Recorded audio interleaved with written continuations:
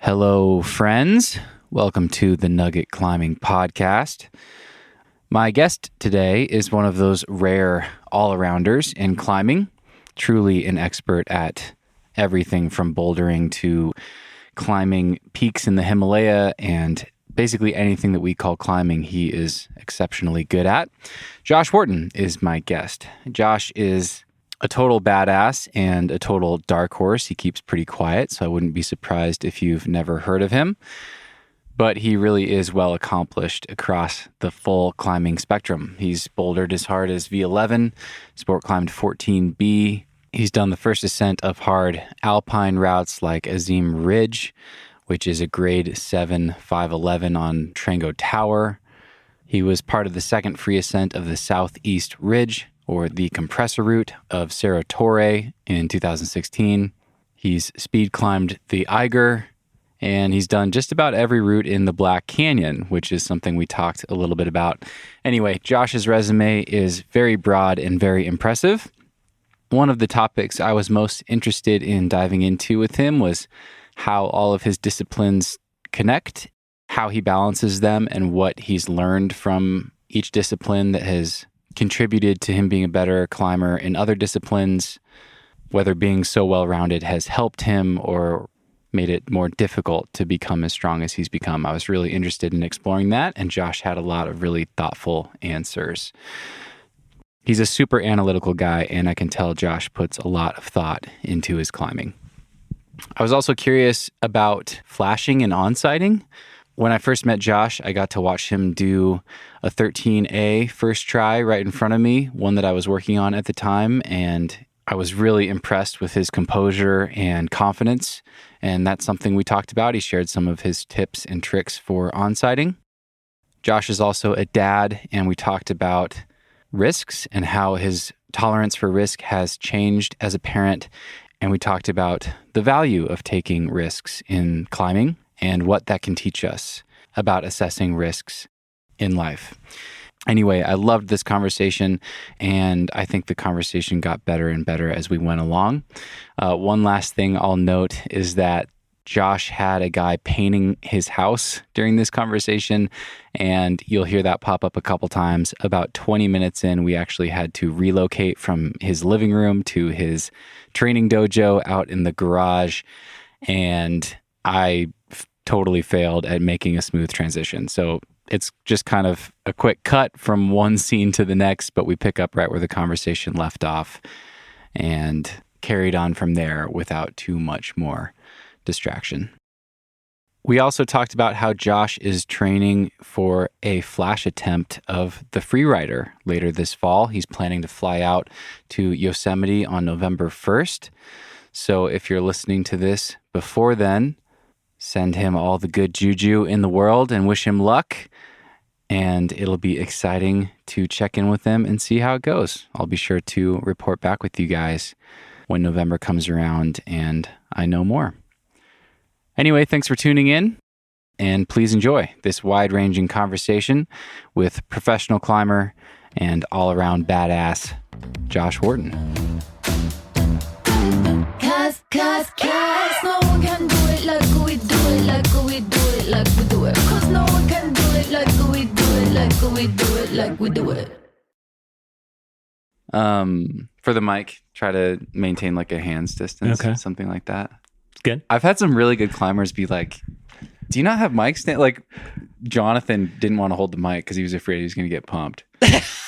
He's like the most fit person, the most fit rock climber that I've interviewed so far, you know? I mean, it kind of makes sense because he probably takes it the most seriously of everybody. Exactly. When he said rest day, he meant rest day. Exactly. Yeah. Yeah. But he's like, I don't know, man. Is there anything we can do? And we sat at his table, and I have a little mic stand that I was able to use for him. Okay. Yeah, but, I'm probably not worried about getting pumped. Maybe more like tendonitis issue at my age. The elbow lock off. How old are you, Josh? 42. 42. Yeah. Are you still improving? Yes and no. I think physically I've sort of plateaued a bit, but I think I've gotten a little bit like tactically and technically better. Okay. Yeah, especially in the last 5 years. It's kind of like I had a way more organic approach to my climbing up until my daughter was born, which was 2014. Yeah. And then I kind of stepped back a little bit and tried to take a more sort of like dedicated approach up to my training aspect, like sort of got more specific. And so I saw a pretty good physical bump at that time. Okay. And that lasted a couple of years. And now it's sort of like, oh yeah, you have to put lots of time and energy in if you want to climb 514. Yeah. It's not just easy for me. That's good to hear. Yeah. That makes me feel better. Yeah. Yeah. Is that's one thing I wanted. There's like two things with you that interest me the most that I want to dive into, and I'm sure that'll lead to all sorts of different rabbit trails. But the first one is, and they're connected, but with someone as much of an all-arounder who's as good at so many different facets, all the facets of climbing, you're still better at me than sport climbing. I'm like, man, what gives with that? Because like very often when someone's really well-rounded, they're like, I'm just, I do these gnarly things in the mountains and I like climbing ice and I wear crampons for half the year, but then they're not like climbing 514, Mm-hmm. They're climbing 512 or they're content to be able to do long 511 all day sorts of things. Yeah. But you're so good at all of it. And it makes me it begs this question for me, like, what are the rest of us missing? Well, I think in the States, the geography kind of lends towards specialization because there isn't a good place to live where you have like all the different genres of climbing, at a high level. Versus Europe, there's a lot more very well-rounded climbers. In Europe, it's pretty common to encounter alpine climbers who also climb 513 or 514. Where in the States, that just isn't a common thing. Because if you think about it, outside of maybe the Front Range and the east side of the Sierra, there's really nowhere you can live where you're going to put crampons on, but also have access to good sport climbing, good bouldering. Yeah. I think I learned to climb a long time ago, and my dad was a climber, so sort of was introduced to climbing in this kind of like, soloing is a thing, ice climbing is a thing, rock climbing is a thing. Every genre was part of what we called climbing. Whereas now it's really easy for people to just be, I just boulder or I just sport climb. And so for that reason, I just sort of organically through the years enjoyed all of it. And so tried to get as good as I could at each one. Yeah, I guess the biggest question, and we don't have to tackle this now. I want to come back to it actually. I have a message from someone that I want to read that'll be a good lead in for it. But it begs this question for me, like, are you really good at all of these things despite dividing your time? Or is that the thing, is the variety, is the changing it up and mixing it up? Has that been a key component of getting so good? Well, I think like most people, I probably spend 90% of my time sport climbing. Okay. Realistically. Okay.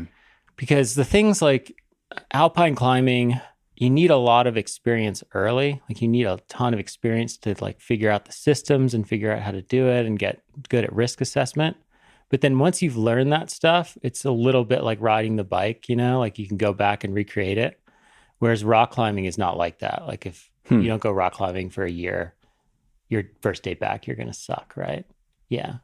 And that's not the case for lots of other forms of climbing, like ice climbing and alpine climbing. If you have a good mental game, which I've always tended to have a pretty strong mental game, like I'm pretty good at sort of making objective judgment calls about what might be dangerous or like what risk I'm willing to take at a certain time.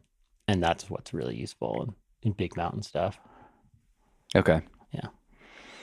Okay. Like I said, I want to circle back to that. But the other half of the fascination I have with someone like you, which is connected, is like there's a couple people that I've talked to that are maybe I would put in a similar category as you. Like Mikey Schaefer comes to mind. He does all the things.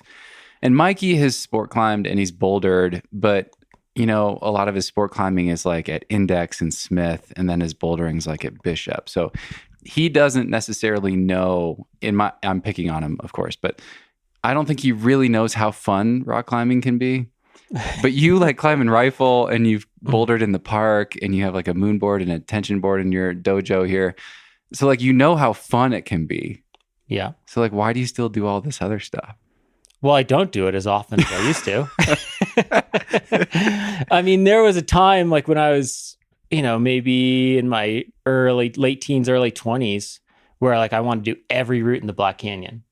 And, 90% of those routes are terrible. They're just junk. They're like choss and pricker bushes and loose rock. But I was just like mad for it. And I was just kind of a consumer with my climbing. Like I kind of got off on ticking stuff off, like I was like, I'm going to do every route here.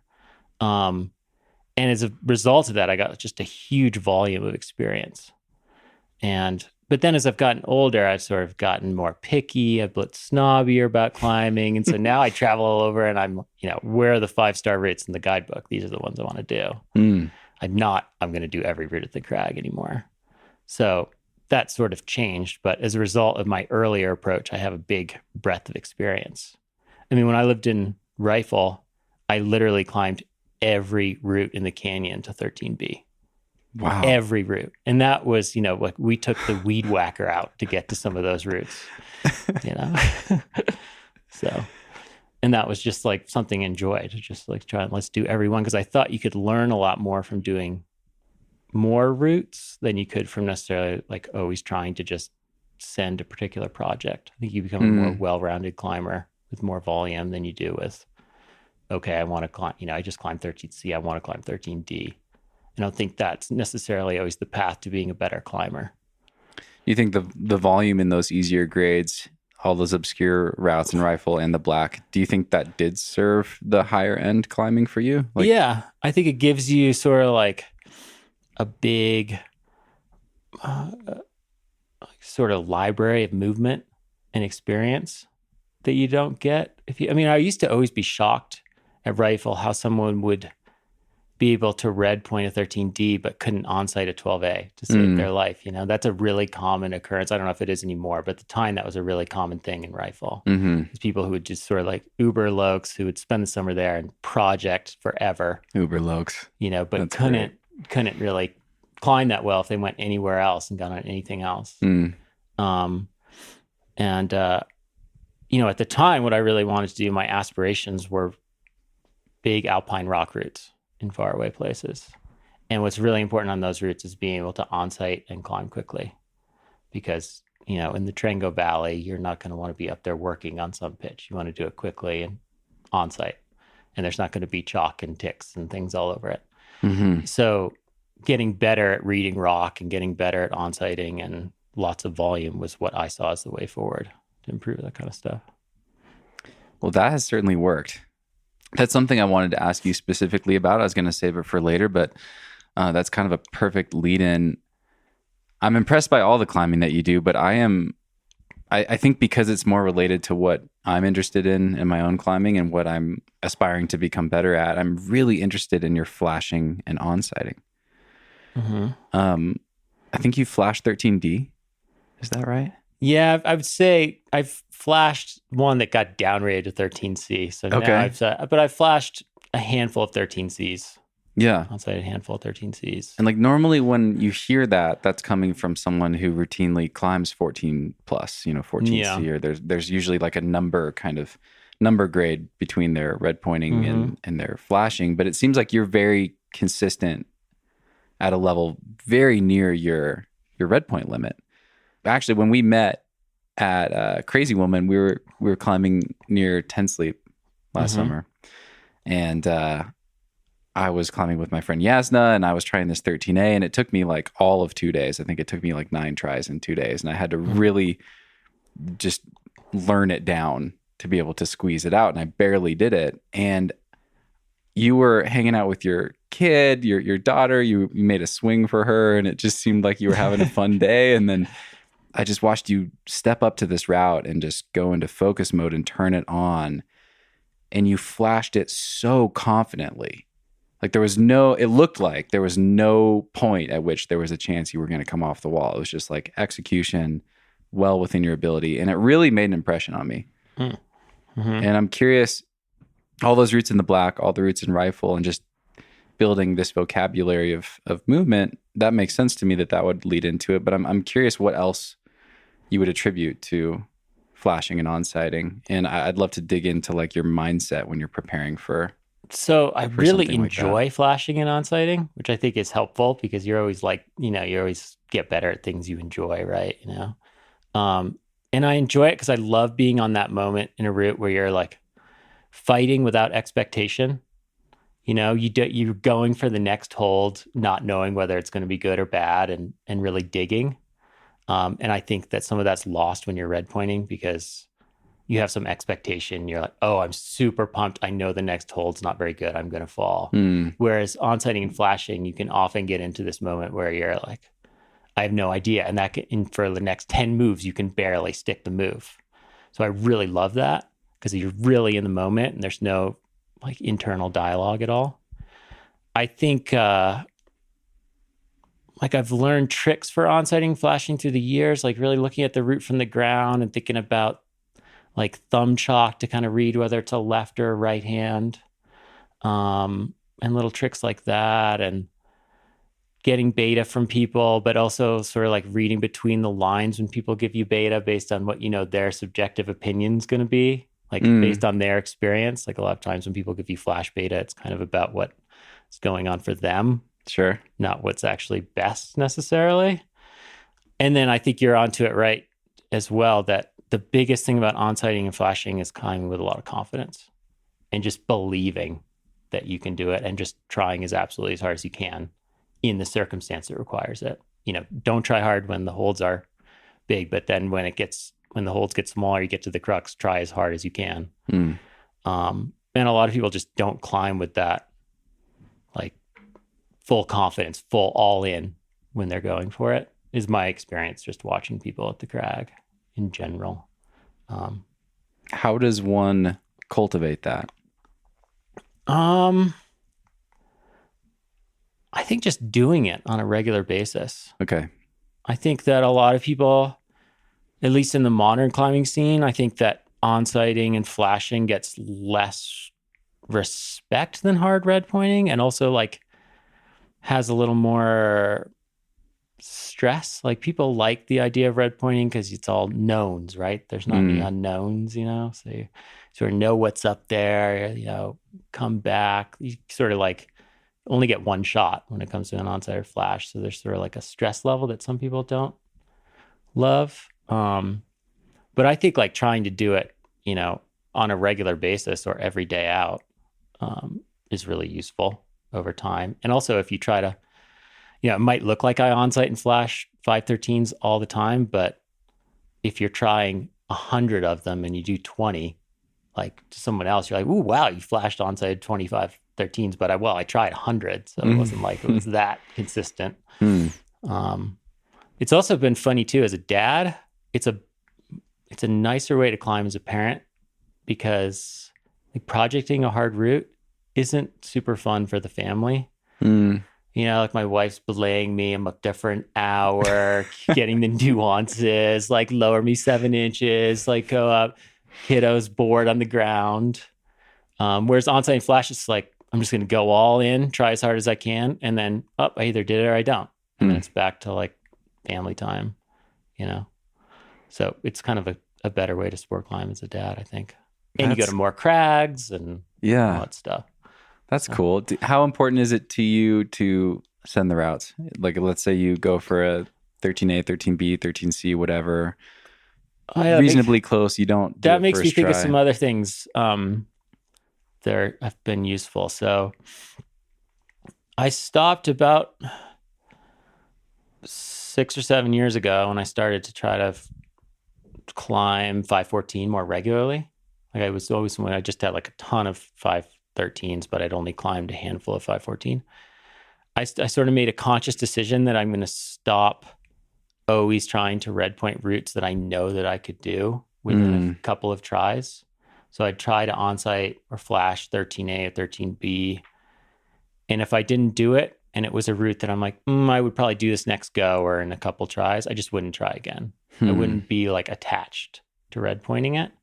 And as a result, I started to get way more flash and onsight tries in and stop sort of wasting time just to tick a box of red pointing a route, just because my ego would feel better about it. Right. and started spending more time, like when I was actually going to put multiple efforts into something, spend that on harder climbs, or harder for me climbs. So that's, yeah. And then another little trick I'd say too, like that's super useful that I've adopted a lot that I'd forgotten to tell you about, is when I fall off, oftentimes, wherever I fall to, I just sort of start retrying to flash or onsight from there. So, and that'll like sort of decide too whether I'm going to try a route multiple times. So let's say I climb a route and I fall off at 2/3 height at the crux, make a mistake, and I fall down 10 or 15 feet. I just rest a minute and then pull back on and try to continue onsighting or flashing to the top of the route. Overlapping that. Yeah, overlapping that section. Yeah. And that gives me a sense, okay, is this route really hard for me? Or did I just make a sense or make a mistake? Or B, gives me an idea of like more time in that space of trying really hard, more time of like experience of what onsighting or flashing is like on the route. So I think that's a really useful trick to like approach a day at the crag. You're getting like double the practice on one track. Yeah. Instead of going into like, okay, I'm going to work every move from here to the top. Totally. That's what I do. Whenever I do try to flash or onsight, if I fall, I immediately go into like hangdog, sort everything out mode. Like, okay, now I'm going to be as efficient with my energy as possible. Which is great if you're trying to do it second go, but way less practice. That's cool. And that sort of is dictated by the area, right? If you're at a crag that has 3 routes and that's the only route of the day, then obviously you should go into the work it second mode and do it. But if you're in Spain and there's 50 amazing 8As to go at, you don't have to take that approach. You can just move on to the next one. That's interesting. So if you were in Spain and you had tons of routes of the same grade to try, would you still go up to the top of the route? Like, would you still pull back on for that kind of second flash try? Or would you just save your energy and move on? I'd probably pull back on, but it sort of depends on the route too. So okay. Is it a pleasant route, or, did I fall like right at the very top, or did I fall low, or did I fall in the middle? Just sort of depends on the circumstance. There's no hard and fast rule to any of it. Okay. Yeah. Another thing I'm always interested in is like how you would combine trying to flash or onsight with redpointing. Like if you did have a project, do you mix those things within the same day? Do you keep them separate? And then if you do mix them, which do you do first? Because I like the idea of trying to like onsight 512s before I try my 513 whatever project. But I've blown some days that way. Yeah. Yeah, for sure. I think, again, it kind of depends on the trip, depends on the circumstance, depends how much time you have. There's so many variables. Like, I don't think there's a hard and fast rule. I do think that a good way to approach a trip, if you want to do, like, let's say you're going to Siriana for a month and you want to try to do one hard route, but you also want to climb a bunch and just have fun trying onsight and flash things, then I'd probably approach that with like day 1, work on the project. Day 2, go and do a bunch of onsighting and flashing. Rest day, repeat until you're tired and need 2 rest days. I think that's just sort of a good standard approach. Okay. Yeah. You tend to, honestly, you tend to climb a little better when you're a bit tired because you put more weight into your feet and you're a bit more relaxed.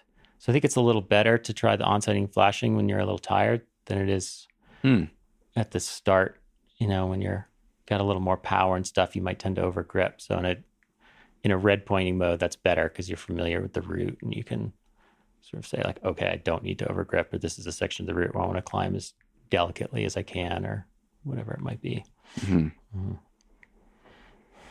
Cool. There's a lot of good stuff in there. That gives me some things to think about. Nice. As far as all the different things that you do in climbing, though, talking about having your daughter now and being a little bit less interested in doing as many things. Is that really true? Like, it seems like you still have goals across the whole spectrum. I'd just love to hear how you think about that. The painter's painting. Painter's painting. We might have to move. Should we move out to the garage? Can we do a stop? Yeah, maybe. Because it's going to be like that sound for a while. And he's not easy to work with. Okay, I think I was asking you, how do you think about your climbing these days and what you want to do with your climbing? You know, I think you were asking me sort of in relation to, like, is it true that I really just want to do rock climbing, or do I still want to do everything else? It's just that life has changed a little bit, being a dad and stuff. And that's totally true. Like, part of being a good parent is being present, right? And going to the Karakoram is a 6-week trip minimum if you want to give yourself a good chance of climbing something interesting. And that just, like, A, I don't want to do it because I don't want to be away from my daughter for that long. And B, I just don't think it would be super fair to her either. So I've kind of, as I say, upped my rock climbing effort since she was born, and kind of focused on more technical things that are more accessible, closer to home, and just tried to push that while I can, while there's still sort of ability to improve there, and then hopes that, eventually probably I'll wind up going back to the Himalaya and the Karakoram and doing bigger mountain things, but those are sort of easier to do when you're in your 50s than they might be than the hard rock things. So coming back to the riding your bike idea from earlier that you mentioned, do you feel like that focusing on rock climbing is actually the best way to improve with that other stuff? Yes and no. I think there's a certain comfort level to time in the mountains, and it's also like not necessarily true that being a really good technical climber makes that much difference when you go do big mountain climbing. It helps, but oftentimes lots of the climbing's pretty easy. Define easy. Well, it's hard to define easy as a rock climber, because easy as in you're going up some big snow slope and it's like there's an aerobic fitness component and there's some basic movement component, but it's not hard in the sense like, can I do the next move? It might be hard mentally in the sense that you're really tired. You might say, oh, I want to turn around, or this section's annoying because the snow's thigh deep or something like that, or things like that. And so the physical aspect helps there because it gives you some strength, It's like, that's kind of a big piece of it. But there's a big more mental gain to that. It's kind of interesting, like, it's such a different, even though there's a rope and a harness involved, it's kind of like a different thing entirely. Like, it's not the same sport. And I always think it's sort of funny, and like on podcasts and in the climbing media, that some people who are talking about rock climbing also think they can talk about high-end alpinism as if they know what they're talking about, because they can't really. You can't really relate. Like, it's totally different. Like, it's a totally different experience. Not that one's like better or worse. They're just different things. And so it's really hard to know, just in the way, like, if you're working on a problem called Eternia, like, I've done that problem. So I really know the minutia. Like, I know what's involved. I know it's like big holds, bicep out of roof, toe hook finish. Like, I know the details in a way that if you described it to somebody else, like, you couldn't truly relate it to them. You know what I mean? And that's like really true in alpine climbing. So for somebody who hasn't really been up there and experienced what it's like to be, super cold and hungry and have it be nasty weather and be really strung out, and what that dynamic is with your partner and all those things that come into it, it's really hard to sort of just relate that experience in the same way that those people totally couldn't understand, like, why you get off on climbing out this 10-foot rock. Yeah. Yeah. I get that. I mean, it does seem like Eternia is just more objectively fun than being strung out on the side of a mountain. But somebody who plays golf or basketball would say, what do you mean it's more objectively fun? You hiked for 2 hours, you dragged 50 pounds of pads, you fell on your back. Like, what's objectively fun about that? Yeah. So it's a point of view. And it is true that the movement aspect of rock climbing, I think, is more objectively type 1 fun than alpinism, but that those, like, alpinism and adventure climbing has like sort of a longer lasting, or at least for me, you remember it for a longer time. It's like sort of more rewarding in a way. And it also has a really strong team component to it that, and friendships come out of that and partnerships come out of that rock climbing, especially the way rock climbing's done now, doesn't have anymore, where you just sort of climb with whoever is at the crag or go bouldering with whoever. And you're sort of like, yeah, it's great if they're a friend and stuff, but sort of just like, hey, I need someone to hold the rope. And that's something that's changed a lot in climbing. And that's something I really value and love about doing long routes and doing adventurous routes, is those connections you make with the person you're climbing with. It feels like a team sport. Yeah. I watched, you sent me some stuff to kind of catch up on, because you're a private person. Like, you don't have a social media presence really. You don't really talk about a lot of these things you do too much, but some of it's been captured on films and articles and whatever else. And I watched a short film called Alpine Lessons in the Canadian Rockies. It was you doing Emperor Face on Mount Robson and the Wild Thing on Mount Kefren. There was one line from you in that caught my interest. You just said, everything is training and nothing is training. And I was wondering if you could elaborate on that and what you meant by that. Well, I think in the context of that trip, I meant that summer I was going to the Karakoram to try to climb a mountain called Latok. And I saw that Canadian Rockies trip as training for that trip. But it turned out we had some good weather and conditions. And I would actually call that trip probably like the best 10 days of alpine climbing I've had in my life. Wow. Because I climbed Robson, Kefren, and the north face of Temple in like 9 days, and had just super adventures with forced bivvies and all sorts of stuff, and just like wild out there 9 days with a bunch of different partners who were all good friends, and just was like completely beat down and worked after that 9 days, like drove home completely satisfied, like didn't want to do anything else. And so that was one of those training trips that actually turned into like one of the best alpine trips I've ever had, and did some really cool stuff. And I sort of realized on that was the first time I'd done any bigger alpine objectives in the Canadian Rockies.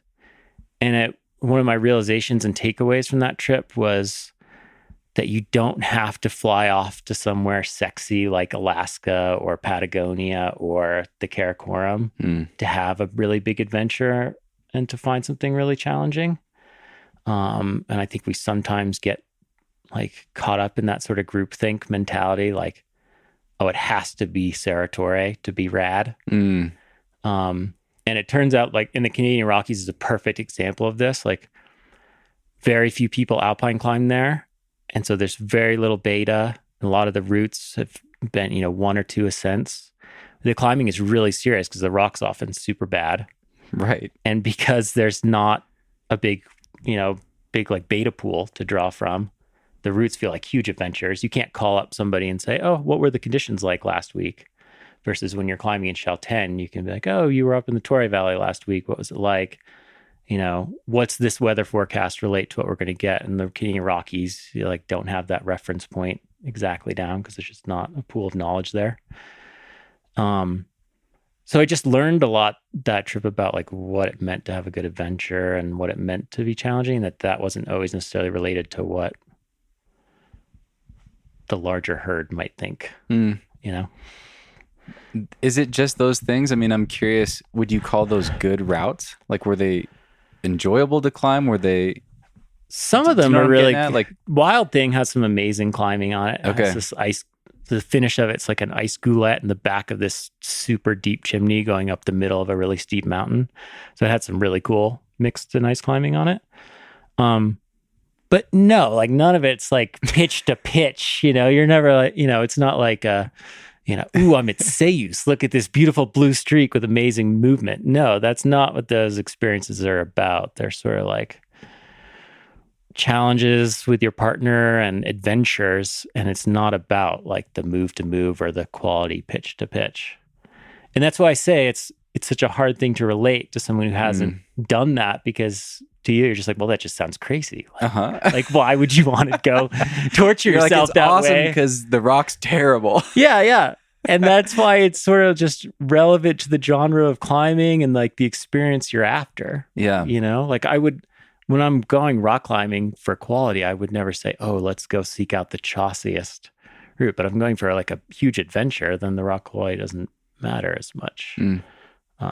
It's also true too that when you climb with crampons and ice tools, chossy rock is not nearly as big a deal as it is with rock climbing. Yeah. So, do you feel like people in that community recognized your achievement? Like did you feel like people were recognizing the significance of your trip in the way that you did, saying that this was like your best 9 or 10 days of alpine climbing of your climbing career? Well, I think some people did recognize that, but there's only about, probably 20 people that had any point of reference. Like, I mean, it's funny. At the time, I had one of the coolest experiences having dinner with Barry Blanchard after that week of climbing, and sat down and had dinner with him, and we're just chatting, and he's like, oh, so what'd you get up to the last week while you're here, 10 days? And I told him, and he looked at me point blank and said, it took me 30 years to climb all those walls. Wow. And that was a super cool experience, because that Barry's somebody that I have huge respect for and sort of inspiration in that Canadian Rockies scene. And he's one of the few people that could relate to all that. He climbed all that stuff before, so he knew what all those routes were about and how serious or not serious they were and all those things. And so that was a really cool kind of experience that you wouldn't have with anybody else, really. I mean, just a handful of people. Okay, we've kind of been talking about this the whole time, but I'm going to read something that I got from our mutual friend Jonah. Okay. I reached out to him before this conversation just to see if he had questions for you. And he put words to the thing that I was really curious about, given how well-rounded you are in your own climbing. And Jonah writes, Josh is one of the most driven and accomplished climbers in all disciplines I can think of, not to mention one of the most giving and kind guys out there. Getting to interview someone who is an expert in all the facets of climbing, I'm curious what each discipline has taught him about being an all-around climber. Has alpinism taught him a thing or two about sport climbing? Has ice climbing showed him tricks for sending hard boulders? Most climbers are solely focused on one or two disciplines, for example, bouldering and sport climbing. I wonder if we're missing out on valuable lessons from other kinds of climbing. I'm also interested in what climbing has taught him about life, bigger picture stuff. Let's save that last sentence for later. But yeah, I wonder if we're missing out on any valuable lessons from other kinds of climbing. That's kind of at the heart. That gets to the heart of my curiosity talking to someone like you. Yeah. Yeah, I would say, well, I've already brought up the partnerships thing. I think that sport climbers and boulders are missing out on that aspect of climbing a little bit, and increasingly so. Just because climbing's gotten so popular, there's so many people doing it. When I started going to school at CU, when I really started climbing in 96, 97 in Boulder, I had, my freshman year, I met 2 partners, and I valued those people like nobody else, because they were my access to go climbing, right? They were the only people I knew to go climbing. And that's just like completely changed, right? Now you could find a partner in 10 minutes for whatever you want to do, basically. And so that's changed a lot. So I think, to encourage people to value their partnerships with people and use climbing as a resource for that. I think sport climbing and bouldering have taught me a lot about training and about working towards specific goals. And that crosses over into alpinism, like sort of how you approach preparing for some objective and all the nitty gritty detail and effort that goes into that beforehand. Ice climbing definitely won't teach you anything about bouldering. I kind of thought so. I'm relieved to hear you say that too.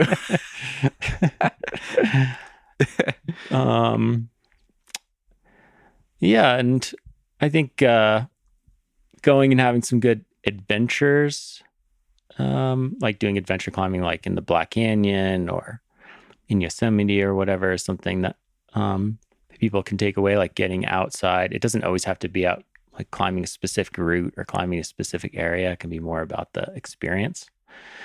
I'm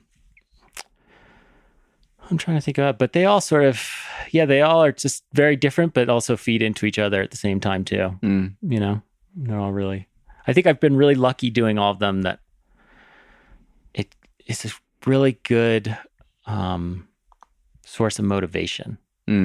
It's really easy if you just sport climb all the time and are just always sort of doing the same thing, albeit like in a different place, to just sort of like get in this rut mode where, you know, it's like the experience is sort of the same, like the route might be different, but to have that variety really has been helpful for me to like basically climb full time for the last 20 years. Cause there's always like some switch up, and then I come back to sport climbing after a trip somewhere and I'm terrible at it. And so I get that fun progression for the next few months. Yeah. And the same thing goes for alpine climbing. Like, had a cool experience this spring where I was trying a project out in St. George, actually climbing with Jonah. Okay. And did a route out there, a hard route that I wanted to do. What was it? I spent time there. I'm curious. God, what's the name? It's the 14B. Is this the one at Black and Tan? Yeah. Old World Lullaby. Okay. Yeah. Nice. That one, and was out there climbing Jonah, and then like met this guy, younger climber from the Salt Lake area, Jackson Marvel. And we did a new route on Wheeler Peak, which is this big, giant Choss nightmare thing that you would totally love in Eastern Nevada. That was like just a rad adventure and super cool and like totally different, you know? And that was a super fun week with two incredibly different experiences with people living their lives in very different ways. But both of them were really cool in their own way, and learned a lot from that. So... What was the name of that one? You said Wheeler Peak? Yeah. Can you... you have an article in Gripped about it, and I just kind of skimmed through it. Can you paint a scene from that experience? Is there like any moment or day or anything that you can just describe to kind of help someone like me who's never done anything like that? Just give me a glimpse into that experience. Well, to relate specifically to you, you've probably climbed like a lot of Western Slope Choss, like at Rifle. Mm-hmm. You know how you climb up those like loose, blocky, to the first or second bolt as you go through the Choss band? Uh-huh. So imagine that, but there's snow on all of it. You're wearing ice, you got crampons on, ice tools in your hands. It's super cold and there's no bolts. That's kind of what it's like. Like not very hard, but kind of serious. Yeah. Like definitely some skills involved. It's the kind of thing where the difference between leading and following is huge. So like I could very comfortably take you out mixed climbing in the winter, and you would probably, as such a good rock climber, on your first day follow quote unquote hard pitches without a big deal. But if you led them, you would probably cry a little bit, you know, like it would be a totally different story. Yeah. So that's kind of what it's like. And Wheeler Peak was just actually wound up to be, both Jackson and I, it's kind of this like off the radar thing because it's in the middle of nowhere. It's a little bit west of Ibex. Okay. In Great Basin National Park. And the East Face Cirque kind of looks like the Diamond Cirque, but it's all quartzite, and it kind of has this like stacked block House of Cards feel to it. Oof. So the rock itself is actually good, like not like dirt in your eyes bad, like we think of as rock climbers, you know, like, but it's just all sort of loosely adhered in an unpredictable way. Yikes. So for instance, on one pitch I was leading, putting in a cam, and the small, you know, 1 foot by 2 foot ledge I was standing on just completely gave way. And luckily like held myself by the tool. And so, yeah, and that is not the kind of experience like you want to have all the time. Like it's kind of a dangerous. That's the kind of experience I never want. Well, then fair enough. Yeah, it's not for everybody. And there were moments where I wasn't sure I wanted to be having that experience either, for sure. But I mean, that kind of stuff is really somehow in that long term, it's super memorable, right? Like I totally remember that, and had formed a really good friendship with Jackson on that wall, and had a great adventure up there. And I was actually really happy to be climbing with Jackson because he's doing way more of that sort of climbing than I am these days, and he led more of the route than I did, and I was happy to have a young buck along to put the rope up on occasion. So but yeah, that was a cool thing, and it's sort of like in a lot of ways unexpected, like just sort of wanted to go see what it was like and all about, and it turned out to be really cool. Yeah, how does an objective like that come to be? Or how does that adventure come to be? Well, that adventure came to be out of COVID, really. Okay. I didn't really get a chance to do much alpine climbing in the last couple of years since the pandemic started. Like a lot of the things, at least at this point in my alpine climbing, that are interesting are kind of far away. Mm-hmm. Like there's cool stuff to do in Rocky Mountain National Park and things like that, but it's not as inspiring me or as interesting to me as things that are bigger and more far-flung. So I was just trying, really that idea came up as like, just trying to look for something that I could drive my car to, that wasn't far away. And much like the Canadian Rockies, it was another good realization that you can have those sorts of adventures if you kind of look outside the box without getting on an airplane, without following the steps that people that you sort of like think you need to, How is that even on your radar? Is that like a face you'd heard whispers about? Or? Yeah. A friend of mine from years ago, Kyle Dempster, who passed away sadly, I don't know, a little while ago now, but he used to go out and sort of acclimate before trips to Pakistan on that mountain. It has has a big east-facing wall, and then there's kind of like a gully on either side of the wall that in the springtime form into like these sort of melt freeze ice routes. And so those routes had been done, not a lot, but some, and Kyle used to go climb those routes to acclimatize and get some alpine spring tune-up in. And so I kind of knew a little bit about it. And then there's a guidebook that James Garret had done that has that area in it that's to ibex and stuff. And there are no routes on the actual main wall, probably for good reason. So it was just like an obvious kind of unclimbed objective that looked challenging, but didn't really have any sense of what it really would be like. Mm-hmm. Man, I'll link to your article for people that want to read the whole write-up on it. This is going to feel like a little bit of a right turn, but I want to ask you more about the black. And I have a handful of listener questions for you, and I got a really good one from Timothy. And Timothy writes, knowing that Josh had a fairly big Black Canyon phase of his life, why did he choose to climb there so much? Was it because of his love for adventure and the beauty of the Black, training his mental game, etc.? I would love to hear about significant experiences in the Black that had an impact on him and some of his favorite routes and his FA of the Black Sheep, one of the hardest routes in the canyon. After college and after my wife finished grad school, we moved out to the West Slope to Glenwood Springs. My wife was managing an art center there, and then eventually went on to become an elementary school teacher and substitute. Started substituting and then found out she liked doing that. And so she got teaching license. At the time, it was like hard for them to attract teachers on the Western Slope. And so she was able to get a job out there, even though she didn't have a teaching license. And anyway, we wound up living in the town of Rifle for 5 years. We bought a little house there. And so it's the Black was kind of the close by adventure climbing area. And at the time, a good friend of mine, Mike Pennings, was living in Ridgeway. And so it was just sort of the logical place to go climb a lot. I could go do a quick 2-day trip there. And the Black has a lot of elements to it that make it a good training ground for alpine rock climbing. Like it's often really hot or really cold. So it's sort of Okay. uncomfortable. Like you're often really cold going down the gully in the morning, but then the walls heat up really well. So you kind of have some like things to deal with logistically and just getting used to being uncomfortable. And the routes don't have like fixed 2-bolt anchors like Yosemite, does. The route finding's more of a thing. So it really is like sort of like this small alpine climbing area, even though it's, you're often climbing in light pants and a windbreaker or whatever.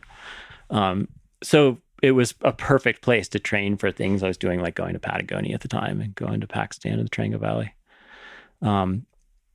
And a lot of the people who I looked up to as mentors had spent a lot of time climbing there. So I was learning from them, guys like Mike Pennings, Johnny Kopp, Jeff Hollenbaugh. So yeah, that's kind of how it was sort of like an organic thing. And then I just got obsessed with wanting to do all the routes in the black, basically. I want to tackle like both sides of this coin. What are some underappreciated routes that you think are gems in the black? That depends what your point of view is.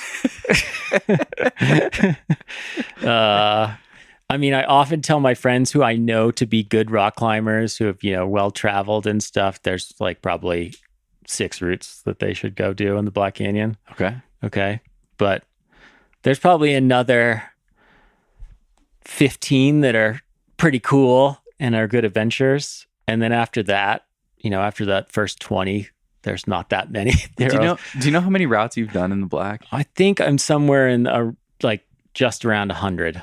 So out of 100 routes that you've done, 6 of them are thumbs up. Like 6 of them are like really good. Okay. Like romantic warrior good or something like that. Like you should go climb them as a rock climber. Okay. Like 20 of them are like pretty good. The other 80, no. Unless you enjoy pricker bushes and a little dirt in your eye, not worth it. Okay. I mean, one of the interesting things about the black is it gets this reputation as being sort of like chossy and bad. And that is kind of true at the easier grades because like sort of the bigger features and the cracks collect more dirt and more choss, and like sort of the easier routes other than the really well-traveled ones tend to not be that good. But the harder climbing takes place out on faces and stuff. And actually it's quite good. Like the good grade in the Black Canyon is 512. So it kind of gets this weird rep because you go there and you do like the 2, scenic cruise and lightning bolt cracks or whatever. And you're like, oh, those are good. And then you try some other 510 or 511 and you're like, oh, that one's pretty bad. And then you try another one, that one's pretty bad. But if you're climbing at a little higher level and willing to take like a little more adventure, then some of the routes are amazing. And that's getting sort of more well-known, like routes like Take Your Time or become kind of popular. That's super high quality. I mean, that's a route I would put in my top 10 long 512s in the country, so. And then any just horror shows? Like, have you blacked those ones out from your Yeah, memory? I tried to black those out for sure. Definitely some horror shows. I'm trying to think of there's a route that Mike put up called Shattered Glass. Oh, yikes. That is literally like shattered glass, pegmatite, just horrendous. I mean, I've had some, yeah. And as I say, I used to be like psyched to go do those sorts of things just because I thought they were really good growth learning experiences. And that kind of climbing is relevant when you go to big mountains. But those are not things I seek out anymore, really. If I'm going to go climb Choss, I would rather do it with crampons and ice tools than with my hands and feet. Yeah. Did you ever finish Latok? No, I went there. I went there 4 times. Yeah. Honestly. And you never really got a shot at it, right? Yeah. Well, it's kind of funny because like the last trip there was actually like one of the worst climbing trips of my life. And the first 3 trips, we never really had any good weather. And then the last trip there, I was there with a friend, Nate from Montana, this guy, Nate Opp, really nice guy, really good climber. But it was his first trip to the Karakoram. And we were originally going to be a team of 3 and with Mike Pennings. And Mike Pennings had to bail out the last minute for some other reasons. And then we got there and Nate kind of like looked at the mountain and was like, oh, I don't think I want to climb this. And at the time I was, maybe somewhat fairly, maybe somewhat unfairly, like 4th trip here. I want to climb Latok. I put so much time and effort into this thing. So I was like bummed. I was like pissed. So I was like, okay, I'm going to stay. And he's like, I'm going to go home. And so then I wound up hooking up with Hayden Kennedy and Kyle Dempster, and finally had some like amazing weather windows, but those guys were more psyched on climbing the Ogar than they were climbing Latok. So wound up climbing the Ogar. I got horrible altitude sickness, really like puking blood at bivvy at like 6,900 meters and heinous, crazy experience.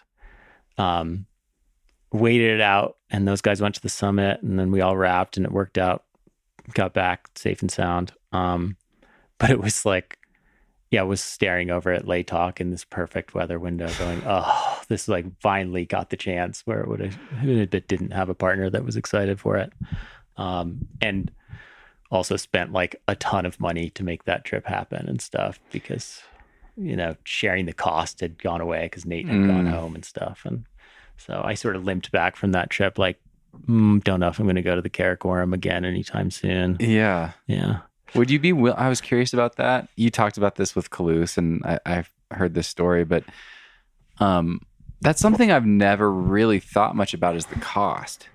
Yeah. Like we're all dirtbag climbers just trying to climb as much as we can.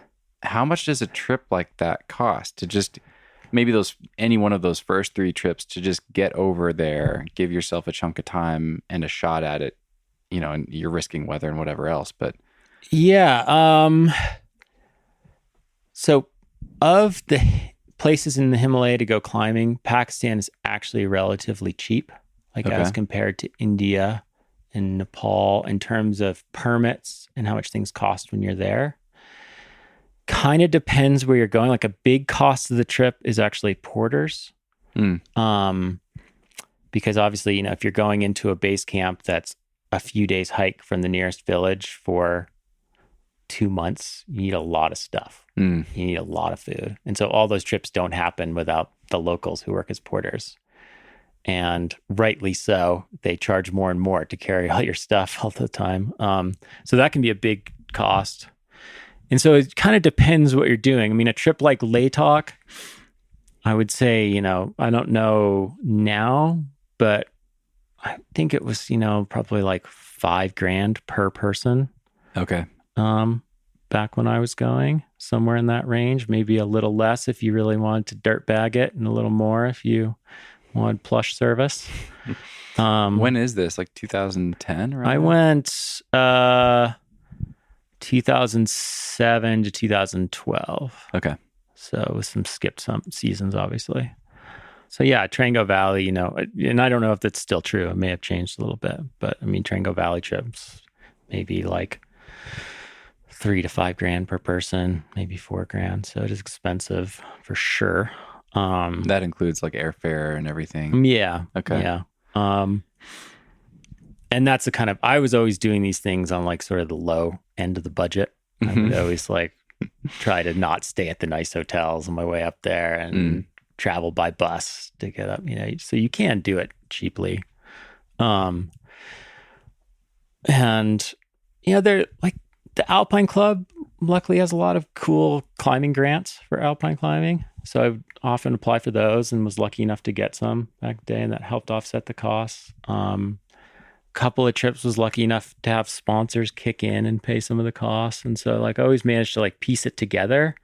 But as always, definitely when I was alpine climbing a lot, I was always operating very close or in the red, way more often than I am now, because it is an expensive thing. And unless you sort of like go all in terms of how you relate to media and how you're going to do all of that stuff, and get big time sponsors and turn it into a production, then you're going to always be towing that line of paying for trips yourself versus trying to get a little help here or there, whatever it is. So. And what did those first 3 trips look like? You get there and do you just spend 2 months sitting in a tent in the rain? Like what? Hopefully not. Normally, like when you show up, you try to do some acclimatization. So you climb some easier things. Sometimes that's just like hiking or skiing up to High Col and spending some days there. Really, on all my trips, I did manage to climb some things that were cool and interesting. But, expectations often define an experience. And if your expectation is you're going to try to climb Latok, and you wind up, I did, like for the last trip I was describing, telling you how I had a bad trip. Well, in the interim between when Nate was gone and Kyle and Hayden showed up at base camp, I soloed a new technical route on like a 6,000 meter rock spire.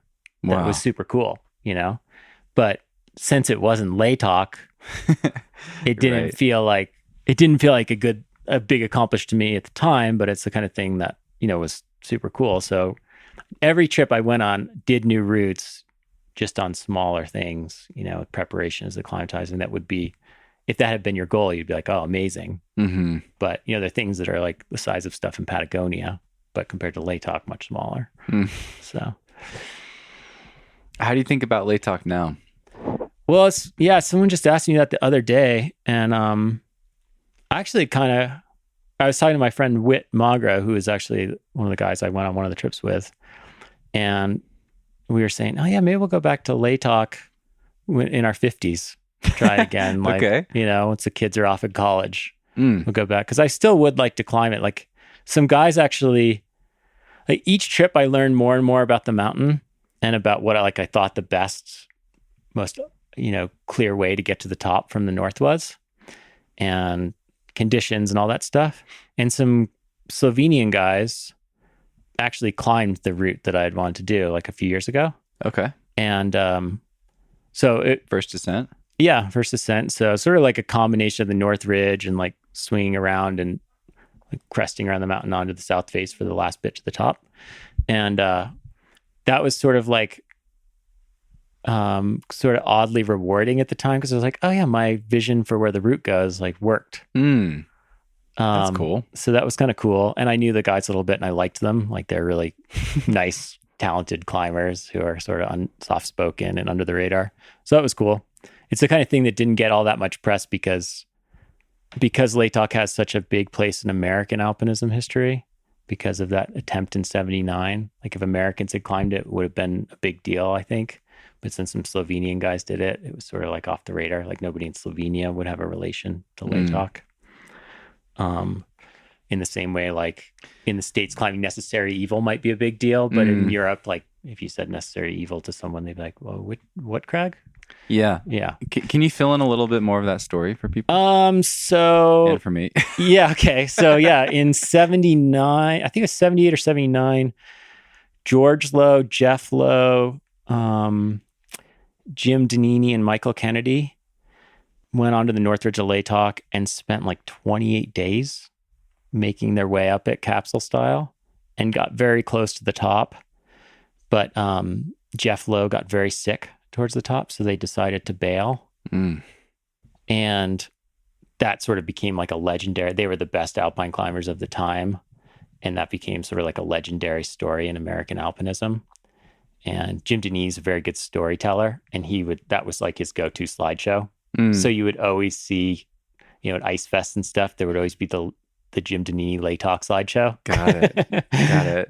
And that's kind of how it came onto my radar as a really young climber. Like I saw one of his slideshows when I was a freshman in college. I was like, wow, 28 days, this like crazy adventure. And Can you describe capsule style? so capsule style, they had, I think 5 ropes, and they would essentially like fix their ropes up the ridge from a camp, wrap back down, move camp, fix another 5 ropes. So sort of like moving up the mountain progressive style versus like continuously, or versus expedition style, which have been just taking enough rope to fix the entire thing and go back and forth from the bottom to the top. Okay. Yeah. And what were you trying to do? Alpine style, which is just, climb with Blast up 2 it. ropes and go up it, bivvying along the way as needed. Yeah. I was curious. So with your earlier attempts, it sounds like that was coinciding with all this time in the black, and you were kind of getting this relevant training doing that. How would you prepare for it in your 50s if you were going to go back? What would you do to prepare for Latok? I'd probably spend a lot more time doing like aerobic exercise than I do right now. So just moving a lot, riding my bike and hiking and doing longer days. I don't think your training needs to be super specific in the way that it does for, like high-end rock climbing. It's not the same kind of thing. Like there are just so many more factors at play, in terms of conditions and weather, and it's not the kind of thing where you're going to go to Latok and be like, okay, I'm in the best aerobic fitness of my life, so I'm just going to outrace the weather and just use this narrow window. So I would just move more and like focus less on high-end difficulty and more on mileage and lots of hiking and lots of biking. And I mean, maybe in my 50s, I would have to have that look like some sort of aerobic training plan. I don't know, but previous to that, that's not what I would do. I would just take a more sort of organic approach. Okay. And I never felt like fitness was the limiting factor. Sure, in certain moments, fitness helps more or less, but that's generally not the reason you fail when you go alpine climbing. And for me, in my experience, might be different if I had a desk job and, Yeah. What about to be current in that like alpine mindset, terrain, all that sort of stuff? Yeah, I mean, spending more time doing that sort of thing. So a lot of those days around here. Yeah, around here. And it's kind of funny because at the time, so I guess we lived in Rifle 2005 to 2010, and I didn't have access to a lot of like winter climbing out the back door. I mean, there's ice climbing at Vail and ice climbing in Rifle and dry tooling, but that's very different than snow-covered rock climbing. It's a very different experience to go dry tooling at Vail on bolts is as different from climbing at Rifle versus climbing slab routes in Yosemite. Very different experience. And actually, that's sort of a pretty good analogy because like, the slab routes in Yosemite have like a really high technical aspect to them. It can be scary. Conditions matter a lot, whether it's hot or sun. Rifle has its own technical aspect, but it's like a way different thing. It's like, do you know the knee bar and, your biceps strong, and all those kinds of things. So it's totally different. So when I moved here into Estes Park in 2010, and I started climbing in the park a lot in the winter, I actually got way, way better at that kind of climbing. Improved a lot. And that was cool. That was something like I hadn't really expected, but it was really, really useful. You got better at like climbing snow-covered rock, which is often the crux when you're on a big alpine face. From doing the dry tooling in the park? Yeah, like you go climb something like, one of the 5.8s or 5.9s on Hallett's in February. It's like a pretty awesome adventure there. The weather in the park is really nasty in the winter. It's super, super windy, really cold. And then as it warms up a little bit in the spring, when it storms, the snow tends to stick to the rock versus blow off. And that makes like cool Scottish type conditions, which has a real like sort of, like you don't see the holds as well. So you have to learn to sort of like how to judge whether a hold is good or bad with your ice tool. How to root out gear when the crack's filled with ice or snow, kind of thing. Yeah. So I actually improved a ton climbing in the park, probably, and did a lot of that type of climbing from like 2010 to 2015. I'm curious about the mixed style. I've never tried it. I've never really been that exposed to it. And another one of the videos that I watched was you winning the Ouray Ice Fest, the third year in a row that you won that. And it just struck me watching you. Basically, it's just like a 4 or 5 minute clip talking, an interview with you about the event, about your broken back and recovering from that. And then just, running footage of you doing the climb. Painter's after us. Chased by the painter. And it struck me watching that like, wow, this is so weird. It's like very highly technical in the sense that where you're putting your tools is so specific. And I could tell you're like kind of feeling around with your tools for things. And then it's also just like, as soon as you find the placement, you're holding onto jugs for everything. And you're like, just using your heels with both feet because you have these weird boots with spikes coming out of them, whatever. I'm like, what a strange combination to be so technical and yet just kind of straightforward, like thuggy hanging on jugs. Yeah, sport dry tooling is a really weird aspect of climbing, sort of like Offwidth climbing. Like if someone's really into sport dry tooling, red flag, like that forward climbing is bizarre because you're exactly right. Like you have the same hold in your hand all the time, right? So I always thought it was weird that people wanted to like fly across the world to go to some dry tooling crag because the hold's exactly the same. Like, the experience is not that different, right? Yeah. So I never really loved that kind of climbing actually. And I actually signed up for the comp initially because I wanted to improve at mixed climbing and like force myself to do it for Latok. Okay. That honestly is like why I started doing that kind of climbing. And it wasn't a kind of climbing like I did regularly. I would just kind of do it in December, January. It's kind of a bad time weather-wise on the western slope. And I would do it, then you could go down to Ouray or to Rifle or to Vale. And I learned a lot doing it. But it was never like, ooh, this is amazing. Like I want to, I want to go try the hardest mixed route in the world, or I'm going to go on the World Cup. It was always like, it always felt a little bit weird. Yeah. It's an odd combination of like, it's sort of like physical aid climbing. Yeah. Because you learned how to judge hook placements, the integrity of hook placements, but you have to be fit enough to hang on for a long time. And it's way less varied than rock climbing. Like it's really about core strength and lock off strength. Right. So it's like, you get a good, whether the hold's small or not, it's like whether you can hold the tool steady on the hold. Okay. It's like, so you start to get pumped, you get a little shakier, and then your tool skates more often and things like that. And that kind of climbing actually, although it does help you get better for alpinism and the snow covered rock climbing that tight, it's not really in the same way like climbing in Rifle all the time wouldn't help you get better at Yosemite slab climbing. Yeah.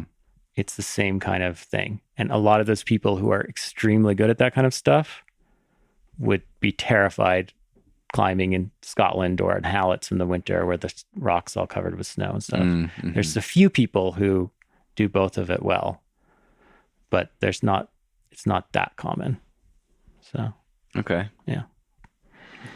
So it kind of served you, but it sounds like it was more of the like 5/8 on Hallets that really. For like getting good alpinism, that's where I learned more. I mean, I did learn quite a lot from doing those, from like doing the Ouray comp and forcing myself to go there. What I learned. That's so funny because you won 3 years. But I mean, it was, what I learned more than anything out of doing that was about training. Okay. Because doing the comp and like fear of embarrassment basically was the first time in my life, from when I started climbing until let's say like 2010, training was not hip. Like people did not train. Like in the climbing world, it was sort of like, oh, you're training. They sort of look at you sideways like, oh, that's kind of lame. You should probably just go climbing. And that came a lot out of, there were so many kids like crushing at the time, like the gym scene was just starting. And there were all these people who took rock climbing so seriously in the 90s and then started getting schooled by guys like Tarami and Chris Sharma and stuff who weren't taking it or didn't appear to be because they were 12. Right. And so that kind of changed the psychology of the thing. And so I never really trained. I mean, my training looked like, oh, the weather's bad. Let's go do laps on 12As at Boulder Rock Club, And when I signed up for the Ouray Ice Fest, I was like, okay, for the next 6 weeks, I'm going to like dedicate to trying to get fit to do well in this comp.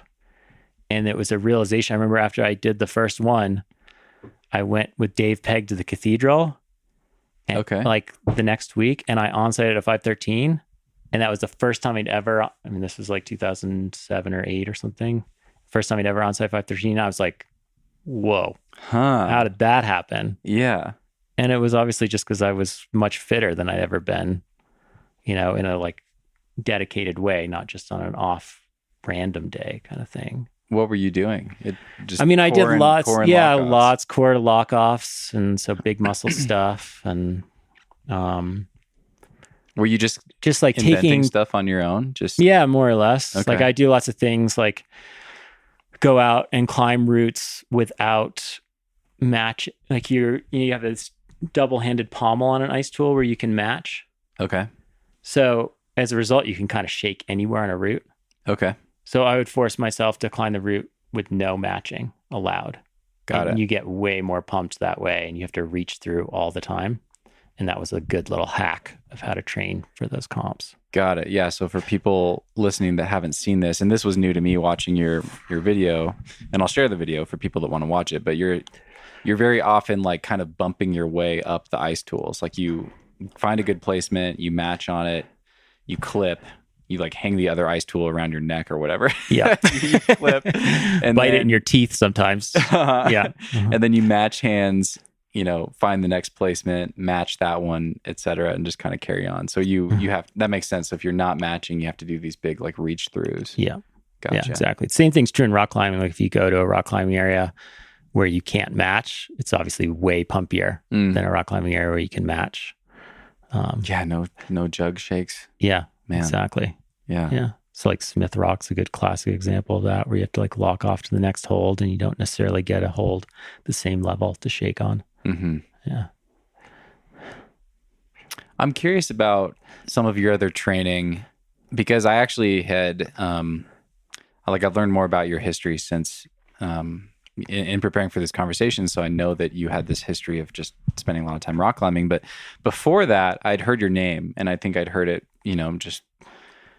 I just knew that you were like this mythical character that had done all these different things and was somehow really good at everything. But I think I'd heard some stories from Mikey and SJ, and I talked to SJ, and I remember her saying that she went to you for a training plan because you were so knowledgeable with the training, and she was trying to climb, I think, City Park at the time, like this 13 plus at Index. And so I kind of had just associated you as someone who'd spent a lot of time training, had a lot of knowledge about it. And then also talking to Jonah, I think something that he said multiple times was that he just doesn't know if he's met anyone who's more thoughtful, more analytical, and brings more attention to every aspect of your approach. So I'm curious, because earlier in our conversation, you mentioned the bouldering and the sport climbing really taught you a lot about training. Mm-hmm. What did that evolution look like? Were you just reinventing the wheel and just coming up with stuff, or were you trying different programs and reading books? How did you first bring training into your climbing? I guess prior to doing Ouray and to like sort of preparing for that comp and seeing, so like preparing over a longer period of time and seeing it have results, I had a roommate, a guy I still climb with all the time, a good friend, Jed Wareham Morris, that lived with us, rented a room from us in Rifle, and was a dedicated rifle climber in that period. And we had a little shed in the back, with a little woody on it and fingerboards. And I saw him, he was kind of a weekend warrior. He was a bank teller at the bank and would go climb on the weekends. And I saw him training and being out there fingerboarding. So I started to learn some things from him and do some of that, but not really in like a super thoughtful, progressive way. Just, you want to move again? I think, no, yeah, it's okay. Okay. It'll be fine. Will it? So, and then, yeah, I think it's just reading through things through the years and then sort of like trial and error. And also sort of like feeling, I think you and I were talking about this earlier, not as we were recording, but just feeling like some of it it's all too complicated when it can be a lot simpler. Like I don't, like for so many people, it's just about like learning the basics of what training is, like learning that it's not exercising, learning that training is not just like showing up at the gym a little more often and that constitutes training. If you show up at the gym and you bench press 100 pounds 15 times just without any thought, like, yeah, it'll be a little, if you've never gone in bench press, like you'll have some progression at first, then you'll plateau very quickly. And like a lot of people just don't get that basic concept. They just think that it's like, yeah, I've been training a lot. And what they mean is they've been going to the gym more often and staying a little longer. Like for most people, I think for a lot of people, it's just about adding something systematic and maybe about adding something that's like specific to whatever they're going at, And so for somebody like SJ, she just wasn't, I think she wanted to do Mr. Yuck at Smith. Yeah. And she was falling off at the top repeatedly, like she could do the moves. So it was just like a power endurance issue for her. So it was just about like, and of course too, she was like, yeah, I have like 4 more weeks until I'm leaving, right? So I have 3 weeks to train. What do I do? And you're like, well, and as climbers, it's just a funny sport, right? Because we just want our best every time we're at the crag. Like, totally. Like that is a unique thing and challenge about climbing. It's like that balance of ego. Like everybody's just annoyed unless they feel awesome every time and send their hardest red point. Like Michael Phelps never goes to the pool and is like, oh, I didn't swim the world record today. I suck. Totally. Like I didn't get my PR. We do that. Yeah. And that's such a thing in climbing. And so for somebody like SJ, it was just like, okay, it's a power endurance issue. So what you need to do is some 4x4s or some like back-to-backs in the gym on routes or problems with similar style holds, and build some quick, because you can see results from that kind of thing pretty quickly. Mm-hmm. And that was it. And she could do it. It's not like she needed to get 20% better. She needed to get like 0.5% better and just be a little more thoughtful about how I approach it. It wasn't rocket science, and it was doable. And so I think like for a lot of people, that's what it is. And that's why I was talking with you earlier about how it feels like it's gotten so complicated and you just hope that there's secret sauce out there. But really, it's just sort of like thoughtful effort and consistency and like building good habits over time. Yeah, we were relocating because of the painter, and you asked me if I ever just got overwhelmed. You said something, I'm paraphrasing, but you said something along those lines of like, do you ever just get overwhelmed with all this information doing all these interviews? And one of the biggest takeaways for me has been like, wow, how you do things really does seem to matter so much more than the what. Because a lot of people are doing a lot of different things, but the people that are getting really, really strong spend a lot of time doing really high quality, high intensity work where they're not getting tired. Like that's the common thing. You can do that on a campus board, on a moon board, on a hang board, on conventional gym boulders or outside, whatever. But that is the thing that a lot of those guys and gals do that I missed for a long time because I wanted to send, I wanted to be ticking things every time I went climbing. And it's about, also those things like becoming habit so that you're doing that over the course. Like I often tell people like training doesn't play out over days and weeks. It plays out over like months and years. So you like steady progression. I think it's really useful to look at the people who aren't necessarily the best, strongest climbers, but the people who have seen the biggest steady progression of their climbing over time. And that's like who you can learn a lot from. Because we often look to people who are super naturally talented and are like, how do you climb 515? You're sort of like, well, I don't know. I just did it.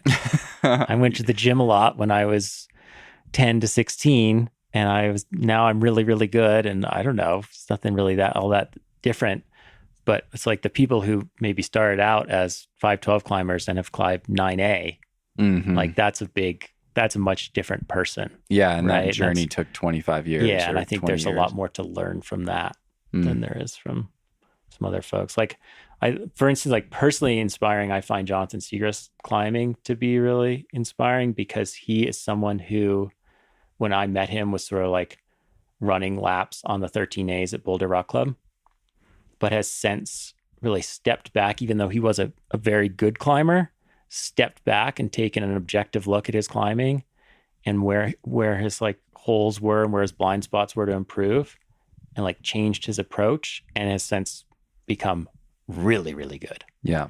And that's super cool. That's super inspiring to me. Mm. And you don't really see that a lot amongst the really talented people. Mm-hmm. Because it's just easier and more fun to just go climbing and sort of stay at whatever your level is, you know, maybe be a little better or a little worse. What are some of the staples for you? Fingerboarding was a huge one for a long time. Just because I think it's like simple and quantifiable and easy to progress. So you can come back to it, you know, and have an idea of where you were and where it might take to get back to where you were to progress past that PR. And then I think also a lot of front range climbing and a lot of like technical trad climbing that I enjoy tends to be very fingery. Mm-hmm. So a lot of the projects. So fingerboarding was a big staple. And then, you know, basic like board sessions have become more of a staple since I've had a moon board and now a tension board too. Yeah. High quality limit bouldering, basically. Mm. Yeah. But I have to say, like in the last couple of years, I've been dealing with a lot of injuries, like as I've gotten older, and maybe not, you know, like my approach of just like going really hard and always doing these sort of like, okay, I'm going to do a hard 3-week block and then go after a project. And then if I don't do it, go back to a hard 3-week block and go after a project. Like, and I just was finding myself feeling like worked and tweaked all the time. And so this year I actually reached out to Lattice, and I've been doing a training program with a coach from Lattice. Really? Yep. Okay. And I totally have a total love-hate relationship with it right now. What do you love and what do you hate? I love the accountability part of it. I love having someone else think about how to organize the training and make it. I hate that it's more like periodized and you get less like sort of organic going out climbing days. Mm. You know, like when you have the ability to climb full time or live in your van and climb full time, there's a real like sort of like chasing the waves element to climbing with conditions and things. Yeah. And it's sort of like, well, today was supposed to be a training day, but it's really nice weather. I'm going to go try the project, or my buddy's in town. I'm going to go climbing. And this summer I've totally like stepped back from that and just been like, nope, I'm doing the training plan. I'm going outside one day a week. That day is sort of prescribed by whatever the weather's doing. My coach, I just go, you know, like, and these are the routes I'm going to go after. It's made me realize how spoiled I am as a climber, like, and how much I'm used to like producing and sending routes. You know, this year I've done way fewer routes than I normally do. Producing just in the sense of just like getting shit done. Boxes. Yeah, like getting shit done, like climbing a bunch of 513s every year, you know? I'm like you in that sense. I think I have a hard time anytime I'm letting that go by the wayside. Like because it's just fun. It's fun. And it's gratifying, and it's like fun to go out and put in effort.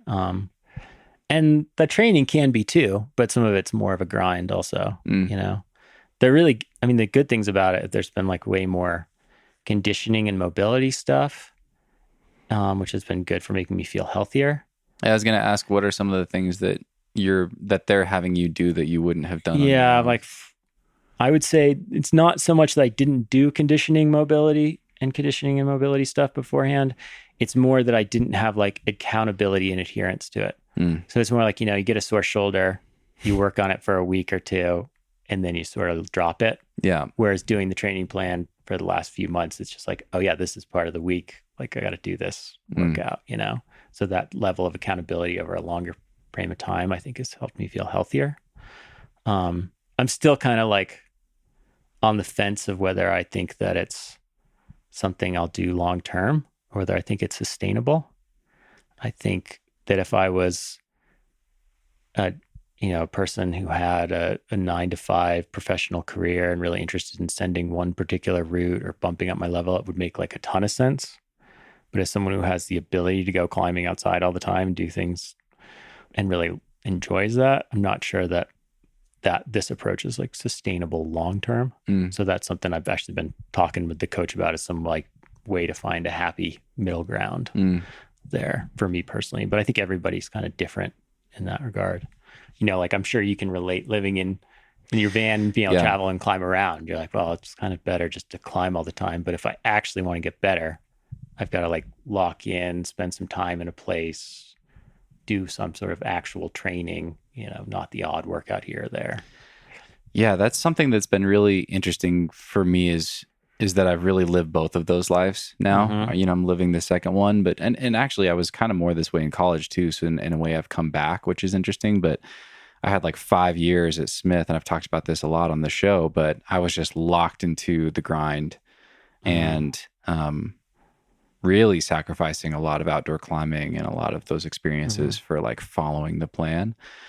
And they kind of do both work, I mean, that definitely was the best option for me given my circumstances, but I'm much happier now that I've changed my circumstances. Yeah. But one thing that popped into my head that I'm working on now, this goes back to something you mentioned a few minutes ago, is that like now that I do have more freedom and I get to climb a lot, I think one of my biggest challenges is what you said. Like, I do not need, it would be best for me as far as my long-term progress to get away from the feeling that I have to perform well every time I go climbing.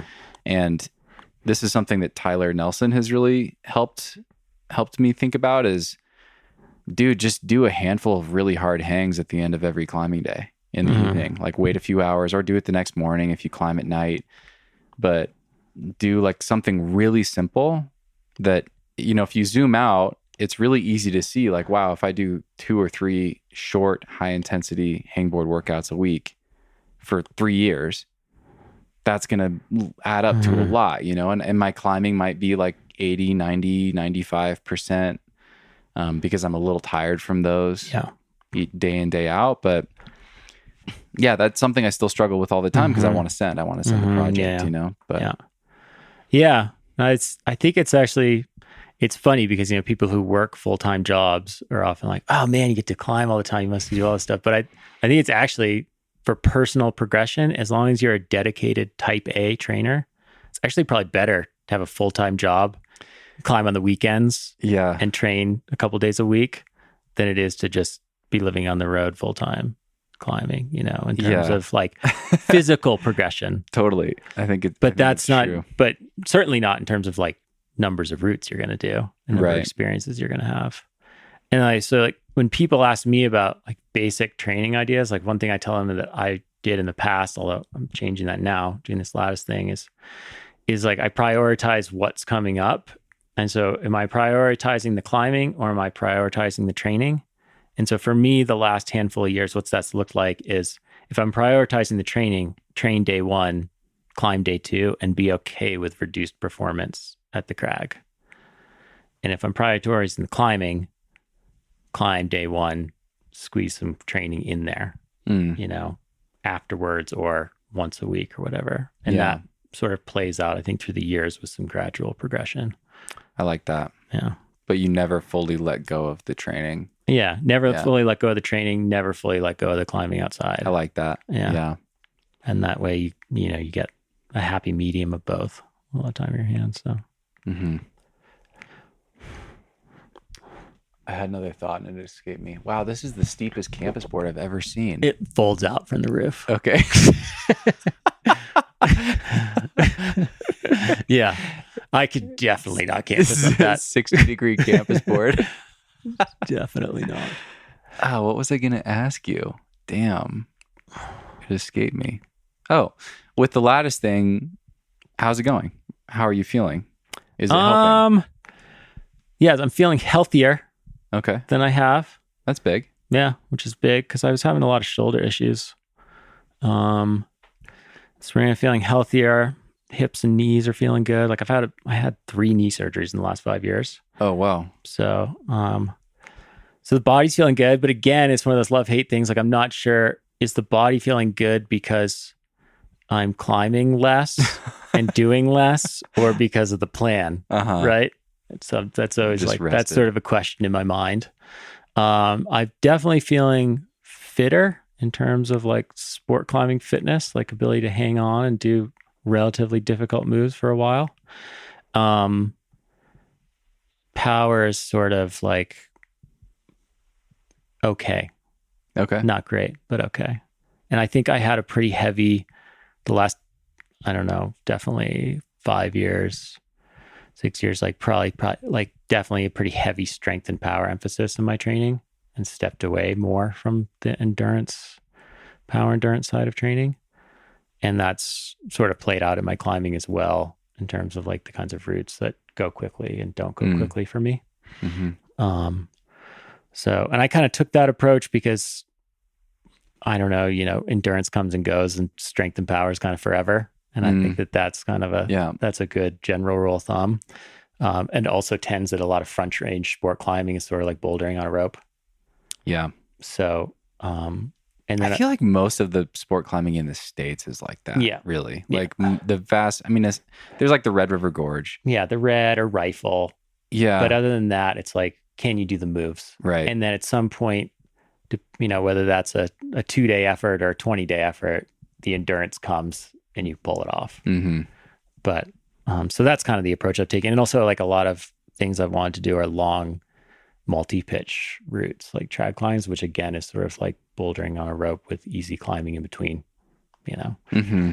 So that's kind of the approach I've taken. I've had pretty decent success with that. Now, granted, I haven't climbed like 514s in rifle, but I haven't wanted to, and those haven't been projects. So, but I think that was like when I did the Lattice assessment and in the training I've been doing, that was like a pretty obvious weakness.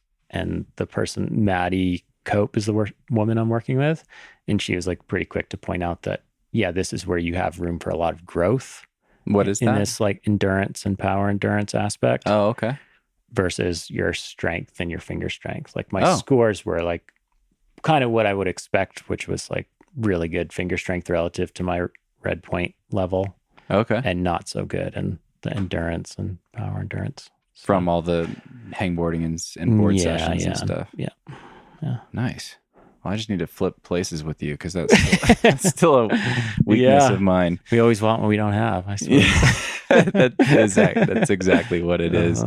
Did you have a project or a goal going into this? Because I imagine I would have to, for me, like to follow a regimented program like this. I always have I'm pretty goal oriented, and I always write down goals at the beginning of each year and stuff.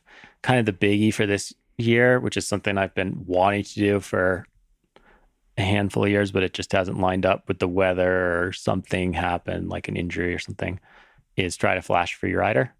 And so that was kind of the goal of the training cycle. So I can go try that in November, assuming healthy and good weather and stuff. Okay. So, and then a bunch of like intermediate goals in between that sort of are related to Freerider, like multi-pitch routes. But it's kind of been kind of funny, just because I'm like, okay, so I've got the next 3 weeks to train, and then I'm going to go on a trip for 10 days and try to do, whatever route. And then I'll be back for 3 weeks. And Coach Maddie is like, oh, it's not very much time to train. I'm seeing like, how normal training cycles work. Like it's usually a much longer scale. But so she and I are in a little push and pull about, like she lives in England where the weather's junk all the time. So, she's like, oh, it rains all the time. Like 3 months, no big deal. It's going to rain for the next 3 months. I'll just train. That's another one of those like hidden blessings. Yeah. Yeah. So as I say, from like a training point of view, it's like sort of a blessing and a curse. Like Colorado, you can climb year round. Exactly. There's stuff all the time. And so it's like, you can get out every week to somewhere with decent conditions. So it does feel like a sacrifice to say, oh, I'm just going to go in the garage. And part of it was and then part of the choice too was about wanting to try to like level up a little bit while I'm younger and do some of the stretch rock goals for me, while I still feel like maybe physically I'm capable of growing a little bit. And a lot of those, because I've climbed so much in Colorado, are away from home.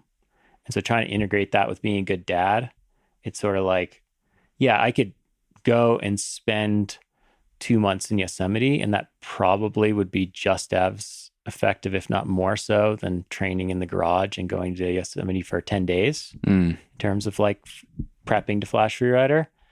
But I don't really have the bandwidth to be a good dad and do that. Like if I'm like okay, Aaron, I'm going to bail to Yosemite for 2 months and just climb a ton of routes and Yeah. go for it when the weather's perfect. And like, I just wouldn't feel like I was being a good dad. That way. So that was kind of the thinking behind it. I don't know if I love it. Yeah. But that was kind of the thinking going in. I want to dig into some of your preparation for this. And you were showing me a Freerider boulder problem simulator that you built here right on the wall of your garage with the foot kick and everything across the door. I know you're incredibly analytical and really put a lot of thought into all of this stuff. What are you doing to do your research? Are you watching videos? Are you like, do you have like measurements for the boulder problem? Like, how did you decide how to set the replica? How are you thinking about all this stuff? Yeah, you'll have to ask Mikey if it's okay if you put this out there, but he sent me like 10 minutes of raw footage of Honnold on the boulder problem. Oh, sick. When Honnold's working on a gree okay. that he shot during free solo. So I have like 10 minutes of Honnold trying like various betas with like zoomed in at the footholds. Wow. Like a huge file that I can just like totally look exactly what the holds look like. I mean, there's like a shot where he's like taking the grip and, so like, yeah, it's pretty, I mean, I don't have a tape measurement because I don't know exactly how tall Honnold is and stuff, but he's pretty much my size. Yeah. So I think it's pretty much to spec. That's amazing, dude. And then like watched a bunch of other videos of it, like saw other people's betas and like built sort of like other versions too. So there's multiple versions here. Because I feel like flashing the route probably comes down to flashing the boulder problem. Right. For me. So I think it comes down to flashing the boulder problem and arriving there relatively fresh, like doing the wide climbing without getting tired. Yeah. So in your garage here in Estes, how the hell do you prep for the monster and stuff like that? I've been going out and doing mini track laps on Crack of Fear at Lumpy. Got it. Yeah. Once a week. That'll do it. Yep. Oh, that sounds heinous. Yeah. Dude. And that was like, so this spring I prepped, I was like excited to go try Freerider in spring and going to do it. And trained quite hard and felt good, but I'd been having all these shoulder issues. So I ignored the Offwidth climbing because chicken winging is like quite hard on top of your shoulders. Okay. And went out the week before I was headed to Yosemite to do like, okay, I'm going to go do a little Offwidth tune up. And my shoulders like totally hurt. And I felt wrecked after the day.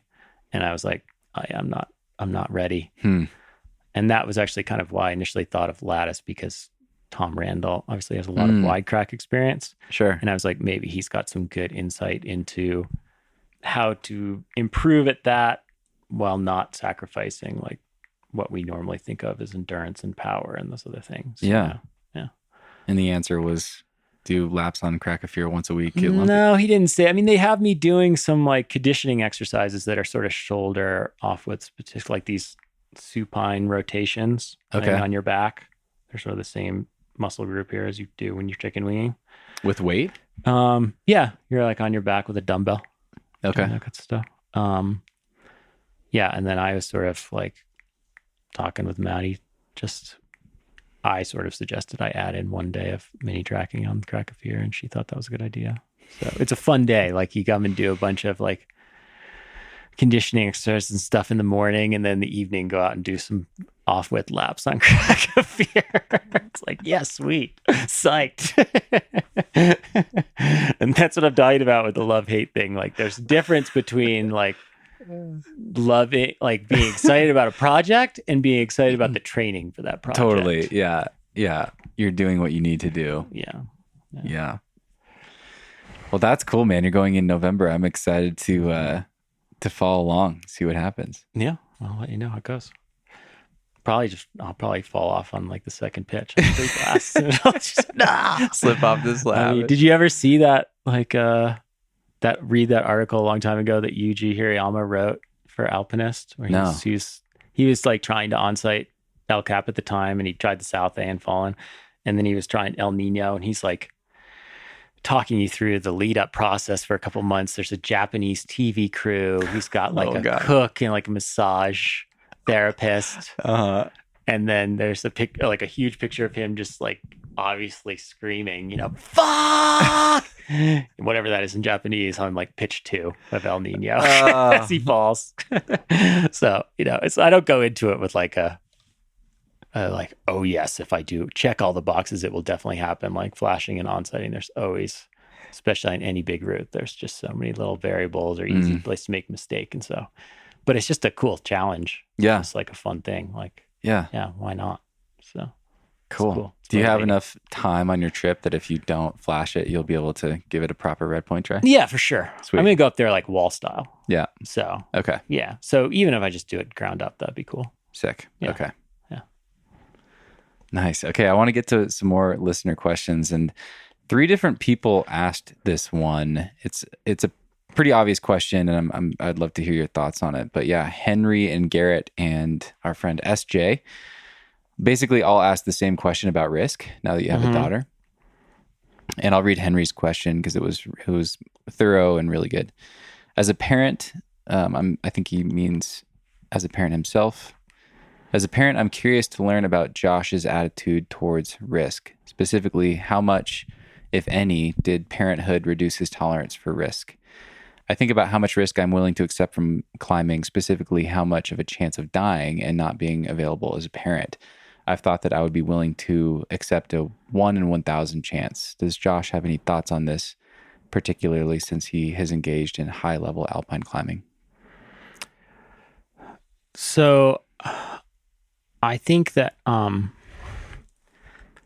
as a younger climber, you could definitely say that I was willing to take some big risks at time relative to my ability level. And I did that more frequently.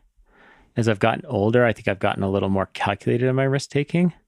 And I think that just happens for anybody. You get like more sense of your own mortality, lose more friends, and you sort of like, so your risk becomes about the things that are super valuable or important to you, or like things you're willing to do. You're not taking risks all the time.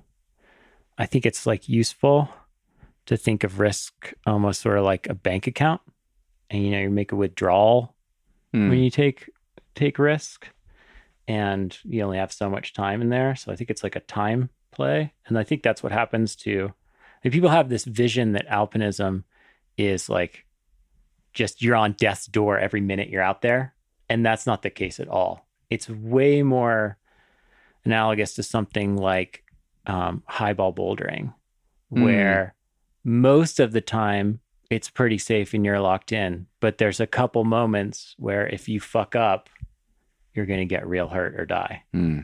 That's kind of what alpinism is like. There's like, most of the time it's relatively speaking chill. I'm not talking like going golfing chill, but chill. Right. But like, not like, there's gear or, there's no objective hazard, but then there are moments when it's serious and like, you don't want to mess up.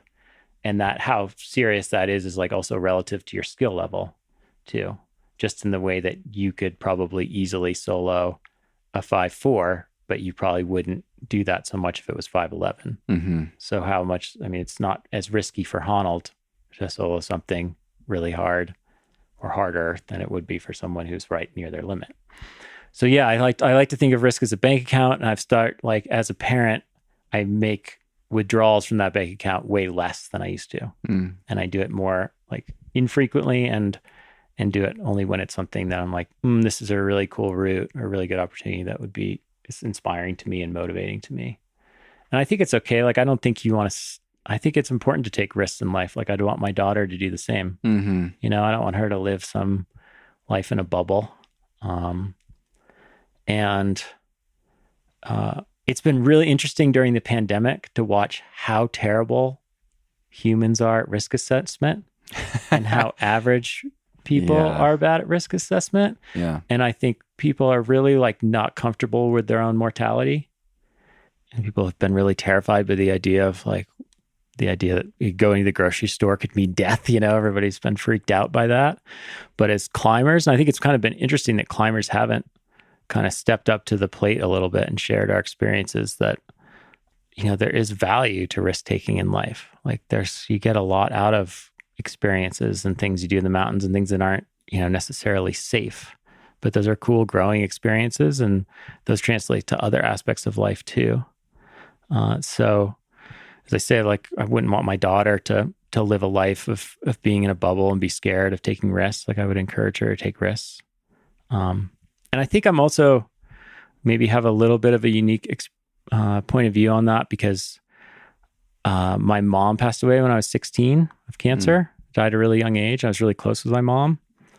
And that was a real wake-up call at a time when you're not super self-aware as a teenager that life is fleeting and that people die, and that, you know, she was a very healthy person, and it just kind of came out of the blue, and she was dead in 6 months. And that was like a sort of, okay, if you're passionate about something, you know, you have only so many days. You should go after that thing. You should do that thing. Like it for me, shifted what I think most people would see as like traditional values of, you know, like having a good job and making money and doing all, like checking the boxes that society wants you to check. I shifted what I valued is to time and the things I love to do and the people that are important to me. And so that sort of like really changed my perspective on the world and has really informed how I've lived and how I've tried to go about living. At least I think so, you know? Yeah. How old is your daughter now? She's 7. 7. Yeah. She's super fun. You'll probably meet her because she'll come home from school. So, yeah. She loves when new people come to the house. Really? Like dinners, like new people coming by the garage. She's stoked. We had some friends over for dinner last night and she's just super stoked. Yeah. That's great. She's really social. What does she love to do? She would tell you she loves to play American Girl dolls. Okay. She loves to ski. She's way into skiing. Downhill? She loves to dance. Yeah, I take her to Eldora, which is kind of a little ski area over in Netherlands. We usually go once a week in the winter. And she loves to dance. She's like particularly into hip hop. She actually has hip hop. Actually, she won't be home. She has hip hop class today after school. She has hip hop class? I know. They didn't have hip hop class for 7-year-olds when I was a kid. I know, dude. That's like literally one of my bucket list things. Like, I love this question of like, you know, in a parallel universe, what would you love to be super into? And for me, like, I have a parallel universe where I'm a music producer and then one where I'm like super into hip hop dance. I think that'd be so cool. Nice. But I'm not either, you know, I'm not either of those things, but I'll ask you that. I would have loved to be like an NBA basketball player or something. Okay. Yeah. I like mainstream sports a lot, actually. Okay. Did you dedicate one of your diamond descents to LeBron James? Yeah. Yeah. I'm a huge LeBron fan. Yeah. So yeah, I would have loved to be like the guy in the corner draining threes for LeBron when he kicks it to me or something like that. Yeah. Has she caught the climbing bug at all? No, she would tell you she doesn't really like climbing if you asked her. Yeah. But she's been a lot and she's been on a lot of trips and stuff. It seems like, I mean, just the one day that I got to observe you, you seem like an amazing dad as far as that goes. Oh, thanks. Like I saw Appreciate zero pressure. You hooked her up with this cool swing and the kids were having a blast. I think she was there with another friend and you snuck in your climbing, but it was almost like she was just hanging out in the woods. Yeah. You know, having a fun day out. Yeah, I think climbing's actually, it's funny, you know, like you hear from a lot of parents like, oh, I don't want to drag my kid to the crag and like they don't want to do that. But you're sort of like, well, what are they doing at home? Totally. You know, they're just like sitting around at home and stuff anyway. Just so bring some Legos and so like, I mean, we've used climbing as a tool and it is such a cool tool for this to travel. I mean, my daughter's already been to Europe 4 times. Wow. She's only 7 and you know, met like there's such a nice, the climbing community is such a nice group of people. Like she meets cool people all the time. She actually loves, it's funny because she prefers to go to crowded crags because there's lots of people there. So like her idea of a good time is like crag 6 on a hot day intensely, you know, just like hordes of people in their 20s who are like sick rope swing, you know, like cheering her on and that she can get to know. And so, I mean, it's been really fun. And like, she, yes, might complain if it's just my wife and I and we're at a crag and like we're sort of dragging her along, but she would just complain the same way if we did anything else too. And it's just like a fun, great way to spend time together away from electronics, be outside and travel and go to cool places. So I think it's been a really good tool that way. And she does climb. She went through a phase, like when the pandemic started and school was closed down, we did gym class, was climbing class every day for a couple months. So we would come out to the garage for half an hour. And it was actually kind of ridiculous how strong she got for a minute. She could dead hang the 7 mil on the Lopez board. And I was like, finger size may matter a little bit. But it was cool. Like I was building her up, but then she's since, like stepped away. And I wasn't like flogging training her. It was more like a fun, just let's go out and have some fun and teach her a little bit about what training means. Yeah. But no, she's not really into climbing. It's more just a tool to travel and see friends and stuff like that. And occasionally she'll do an odd pitch. And if people cheer for her, she'll enjoy it. But otherwise, no. It'll be curious to see if it clicks someday.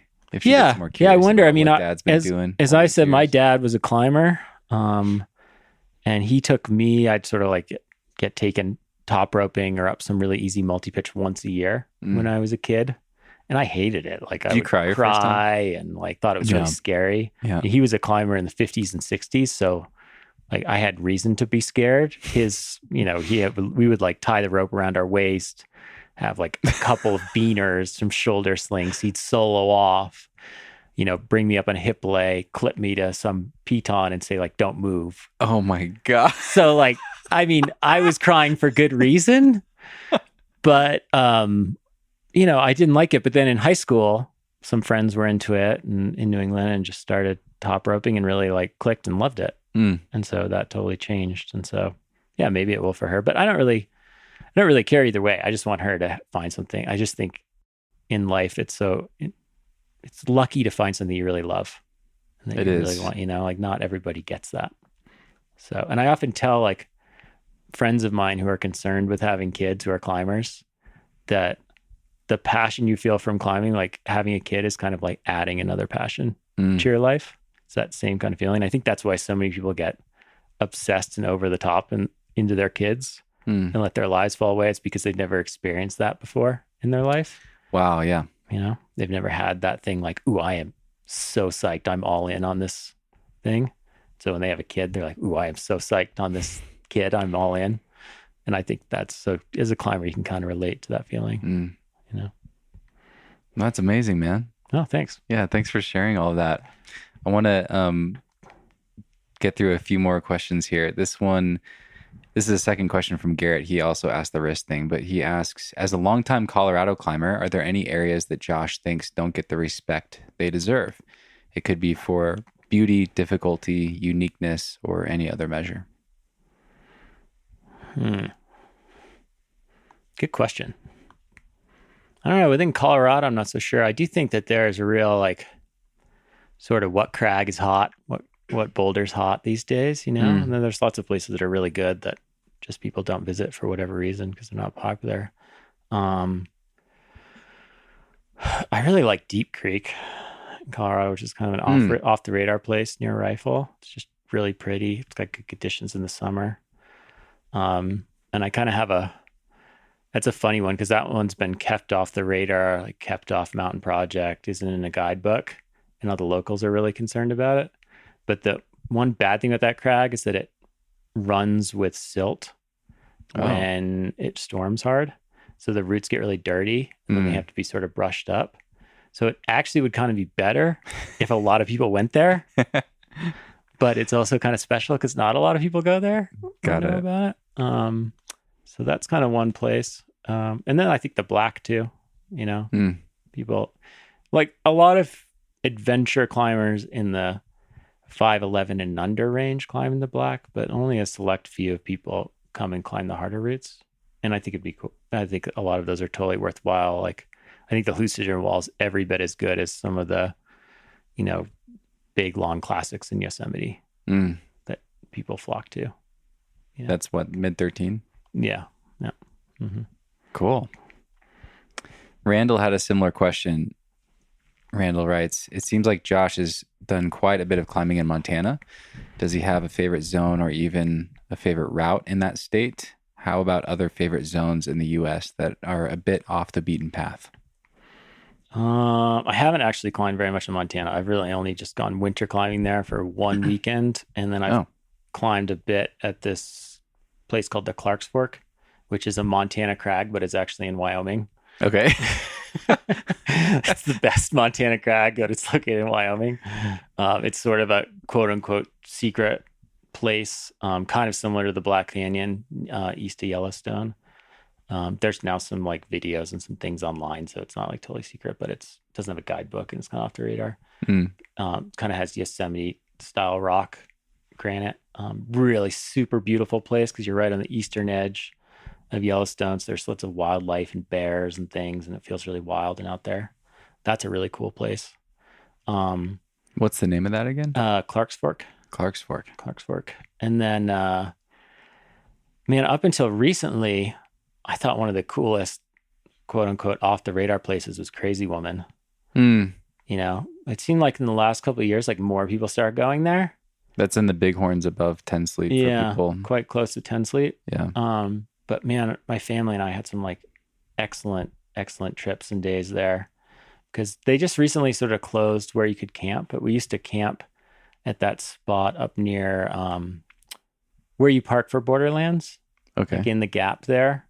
And just this like beautiful meadow, cold, you could camp in with like a gorgeous mountain view, and it was 200 yards to the crag. I mean, we went there when my daughter was 2, and she could like walk back to camp from the crag and ride her bike through the meadow. And it was like, wow, Sound of Music experience. And that was really cool. And I always thought it was so weird that no one went there and everybody goes to 10 Sleep.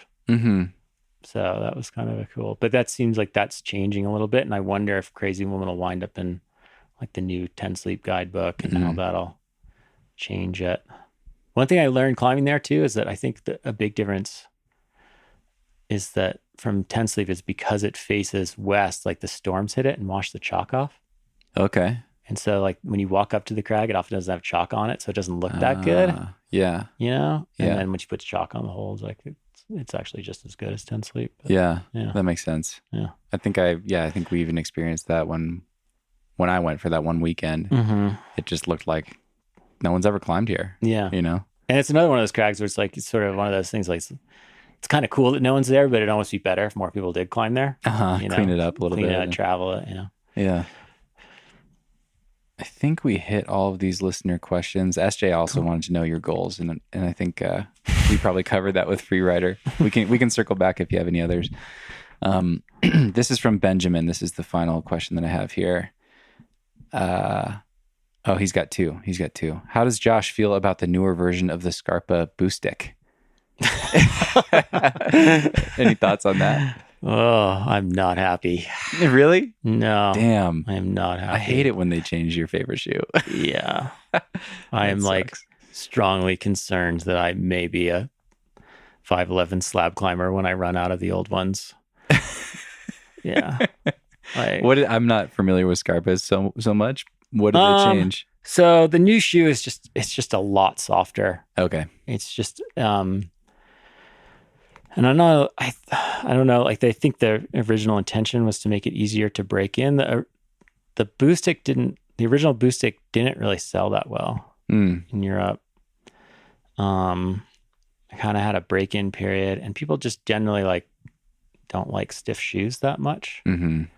But I think that stiff shoes for lots of outdoor climbing, particularly lots of North American outdoor climbing, are the bee's knees. I think they're like the shit, basically. And for a bunch of reasons that people don't think about. Like everybody wants to feel the holds, but in a stiff shoe, your feet don't get nearly as tired. Totally. Stand on small holds for a lot longer. And it actually helps you climb taller because your foot doesn't bend at the ball like it does in most shoes. And it's because for that reason, your ankle's higher. You can really stand on your and you can really stand like up on your toes, and you tend to climb taller. And the Boostic was just amazing because it was so well built. It held its shape for so long. So a lot of the other shoes on the market that people market as like stiff shoes, like Sportiva shoes, you climb a couple of hard slab pitches or hard vertical pitches, and then you can like instantly see it, the toe bends up when you look at the shoe sideways. Whereas a Boostic is like flat and downturn for the years. Like it'll hold its shape through resoles and stuff. I don't know if it's true, but like Nathan at Scarpa in Italy says Heinz is working on a super stiff model that's going to grow the line. And so there will be another super stiff one that comes out soon. So fingers crossed. I don't think the new Boostic is bad. I think it's a really good shoe. It's just, it's similar from a performance point of view to lots of other good shoes there on the market. Whereas the original Boostic was like super unique. Kind of one of a kind. Yeah. Gotcha. Yeah. Come on, Nathan. His climbing career is on the line here. No, I mean, ultimately, I think really that the design at Scarpa is Heinz is doing, you know, and rightly so. I mean, that guy's been behind all the rock shoes of like all the great rock shoes of the last 30 years, you know, and I'm not sure that like good design is a democracy. So I think it's okay that he kind of does that. But obviously, when you find something you like, then you might lose out if Heinz decides to go a different direction. So, do you use shoes that stiff in rifle? It would depend on the route. You know, rifle's one of those. I think rifle's a unique climbing area in the sense that I don't think the shoes matter that much. Actually, yeah, it's like pretty polished. The feet are usually kind of big and glommy. I don't think shoes matter too much in rifle. Okay. Versus like Smith Rock, right, where the shoes really matter. Totally. Yeah. Yeah. Yeah. I'm always curious because I find that like you kind of want a softer shoe to get more surface area on the slippery rock, but I find stiffer shoes help with knee barring. Actually, yeah, for sure. Similar to like the fatigue of small footholds, it's like you can just kind of last longer in knee bars with a stiffer shoe. Yeah, exactly. I think rifle actually was a place where I would use the new Boostic. It's sort of like a mid-stiff shoe, but it has a little bit of that glommy nature to it. Like you can press on it sideways. Your toe hooks and heel hooks a bit better. So yeah, that would be sort of like this mid-stiff shoe I would use. I think another funny thing, like why people love soft shoes so much, this is total climbing geekery, but it's something I think about a lot, is that so many of the strong climbers, like the really, really strong climbers, are comp climbers. And so like for volumes and stuff, things like Dragos are really nice because you want a lot of surface area, but they climb in soft shoes. And so people see all the really strong, good climbers climbing in soft shoes and think, oh, soft shoes must be the way. But the reality is if you're like super, super strong and really, really fit, you don't have to put that much weight into your feet, you know? Whereas I need to put a lot of weight into my feet. And so like, you know, a stiff shoe allows me to do that, whereas a soft shoe isn't. My foot will just get super tired. I won't be able to stand tall in the holds. So I think that's sort of like, unfortunately, shifted the climbing shoe market towards soft shoes a lot. Yeah. That makes sense. Yeah. Do you use, I talked with Mikey about this. We geeked out on shoe sizes, and he, you know, his philosophy is like whatever I can get away with, like the most comfortable shoe I can get away with for whatever I need to do. Do you have like a whole spectrum of sizes that you use for all these different? Yeah. So probably like a full size or size and a half difference from what I might climb when I'm going out doing single pitch technical sport climbing to where I'm doing like a 20 pitch route that doesn't have that much hard climbing on it. And oftentimes on really long routes, I take 2 pairs of shoes, you know, bigger pair for the easier pitches and then a tight pair for the hard pitches. What do you think you'll bring on Freerider? I'll probably bring a pair of tight Boostics, original Boostics, and a pair of not very tight TC Pros. Okay.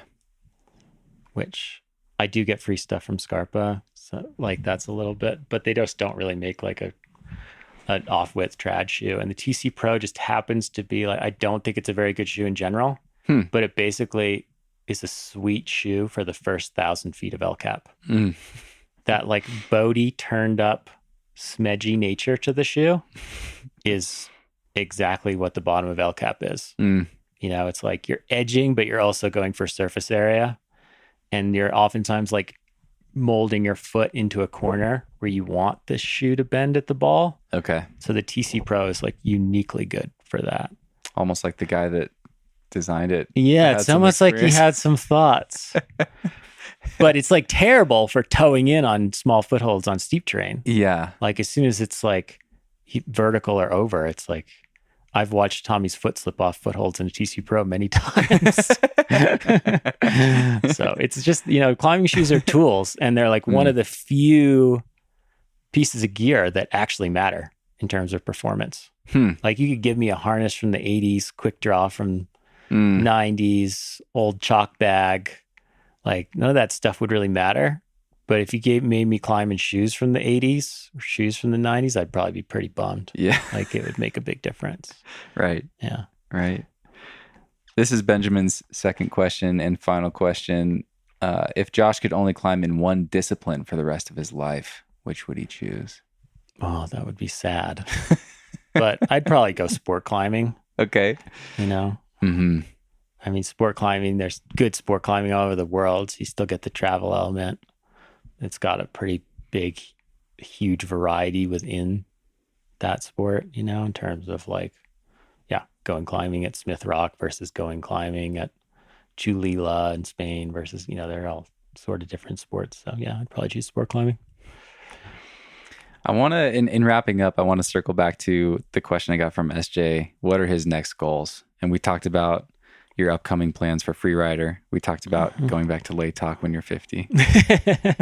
What else do you hope to accomplish in your climbing? I mean, I never really see climbing like, ooh, I need to do this to be done. Like it's always just sort of a journey, right? But the goals are really nice to have to keep you like motivated and moving forward. So I always make those goals and always have like things I'm thinking about in long range. I mean, really short term, like 10 days, I'm going to go down to Charleston and try that Aeolus Mons route. This is a multi-pitch 514 that Jonathan put up a couple of years ago. Okay.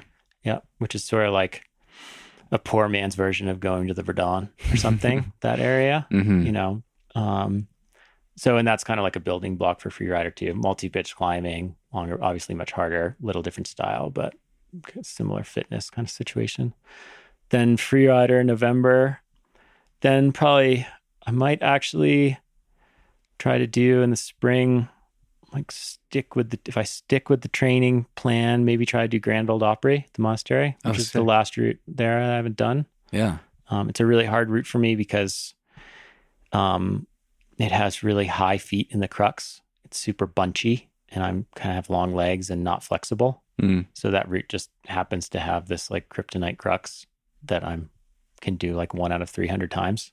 Oof. I've tried Literally? I've put quite a few days in mini traction, just trying to like get the best beta for the crux. And I've just never gotten good beta for me. It's just completely desperate, Yeah. Like, that's probably an exaggeration, but I've like in 3 days, I've probably done the crux move 5 times, right? Yeah. Which is not good on a pumpy sport. Right. Yeah. So, but it'd be cool to do that one because that one, even though I've climbed that grade before, would feel like a personal level up for me just because even though that, like I'm typically good at that style, that particular route doesn't fit me. What's the consensus? Is it 14B? Yeah. B/C? People seem to think it's 14B. Okay. But I do think it's like a little bit of it's a size, size and body type route a little bit. And then, so maybe that in the spring and maybe I think next summer, maybe going back to this mountain in Peru called Girishanka.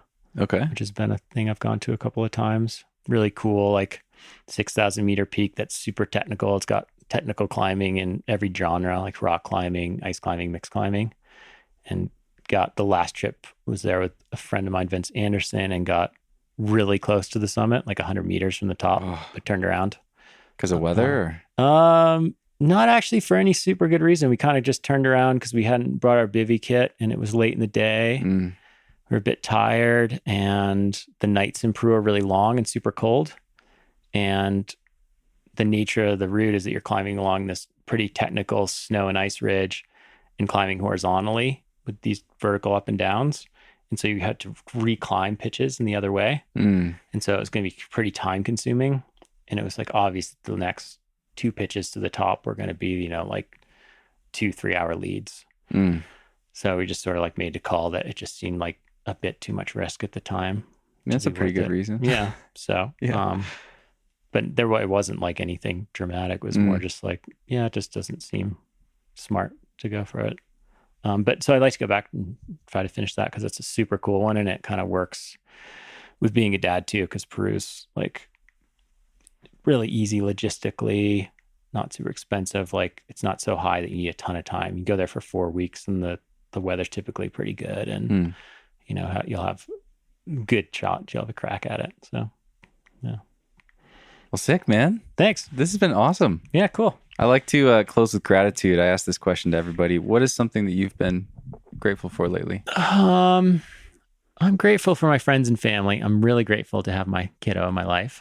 Awesome. And also really grateful to have been lucky enough to climb full time the last 20 years. I feel really grateful for that. That's amazing. Yeah. Killer. Well, thanks so much for doing this. Really fun talking with you, and there's a lot of good stuff in there. So cool. Yeah, it was fun. Excited to share it with people. Right on. Thanks for the questions, everybody. And we'll see you next time.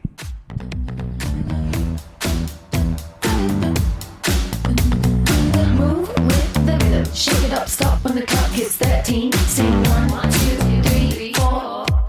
Cause no one can do it like we do it, like we do it, like we do it. Cause no one can do it like we do it, like we do it, like we do it. Cause no one can do it like we do it, like we do it, like we do it. Cause no one can do it like we do it, like we do it, like we do it.